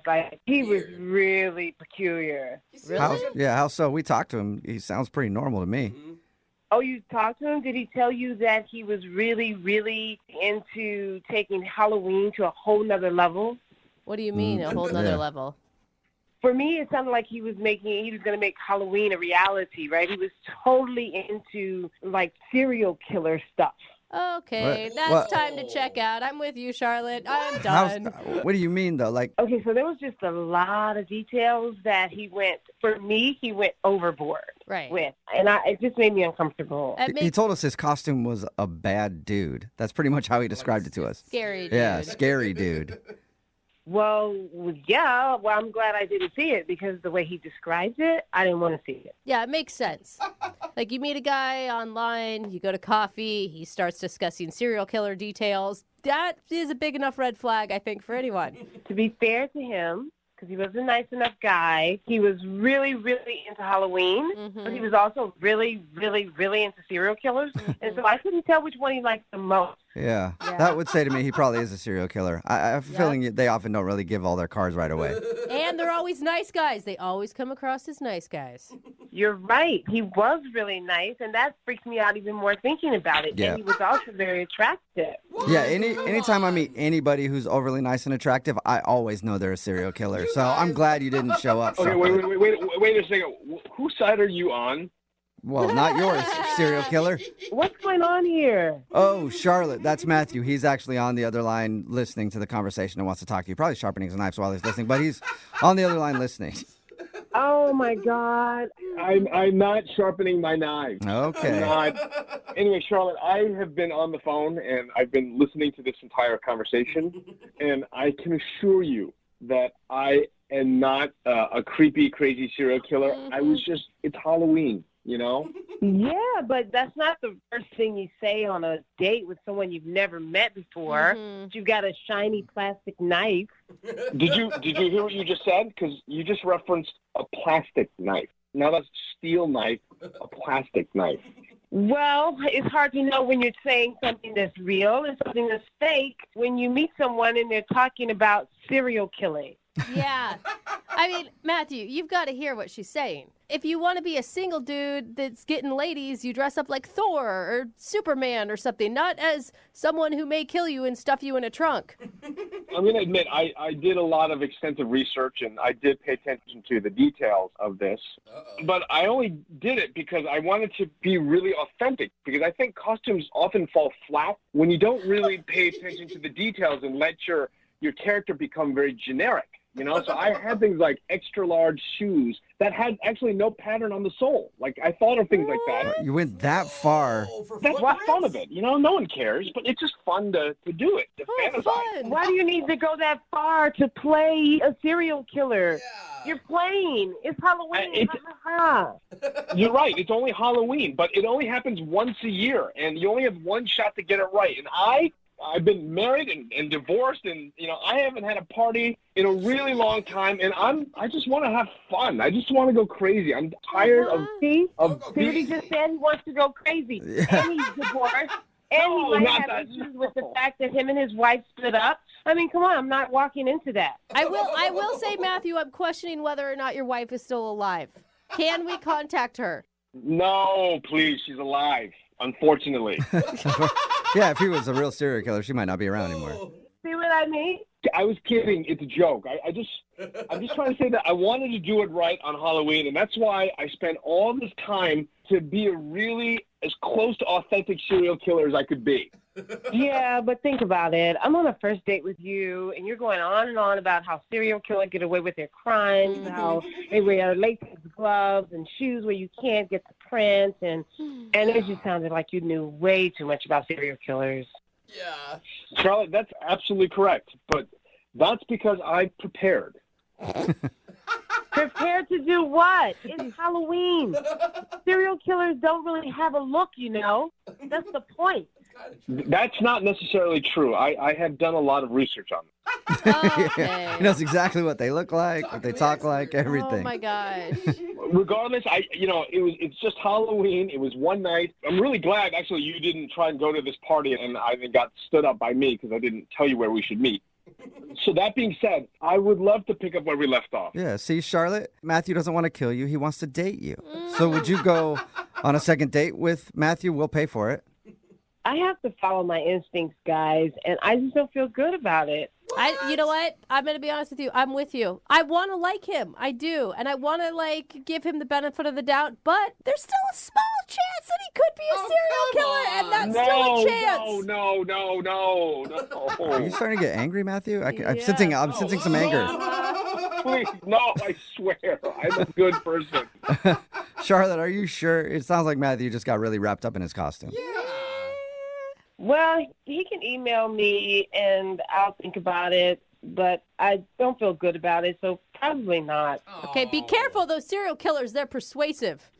I don't even know what to say about that because everything I say you use against me. I mean, that Matthew is probably what your lawyer will say too, so don't say too much. Brooke and Jubal in the morning. A text in at 78592 says, I love serial killers. Can I get that dude's number? What? Brooke and Jubal in the morning. Who are you? Talking about the second date update. Matthew wanted to call this girl named Charlotte. They were supposed to go to a Halloween party together. And Charlotte wasn't calling Matthew back because he did way too much research on his serial killer Halloween costume. And she thought that he was just really obsessed with serial killers and way too into it. Yeah. And Matthew said it's his first Halloween since his divorce, and he just wanted to do his costume right. Well, just because you're wearing a costume doesn't mean you have to be in character. No. Yeah, and here's the thing. She ends up missing someday, and everyone's going to be like, oh, what a stupid girl. Why'd she go out with somebody that was obsessed with serial killers? She should have right? known. Yeah, should have known. What was she thinking? Didn't want to go out with him again, so no second date. Remember, if you want to do a second date update, all you have to do is email the show, and we will call the person who didn't call you back.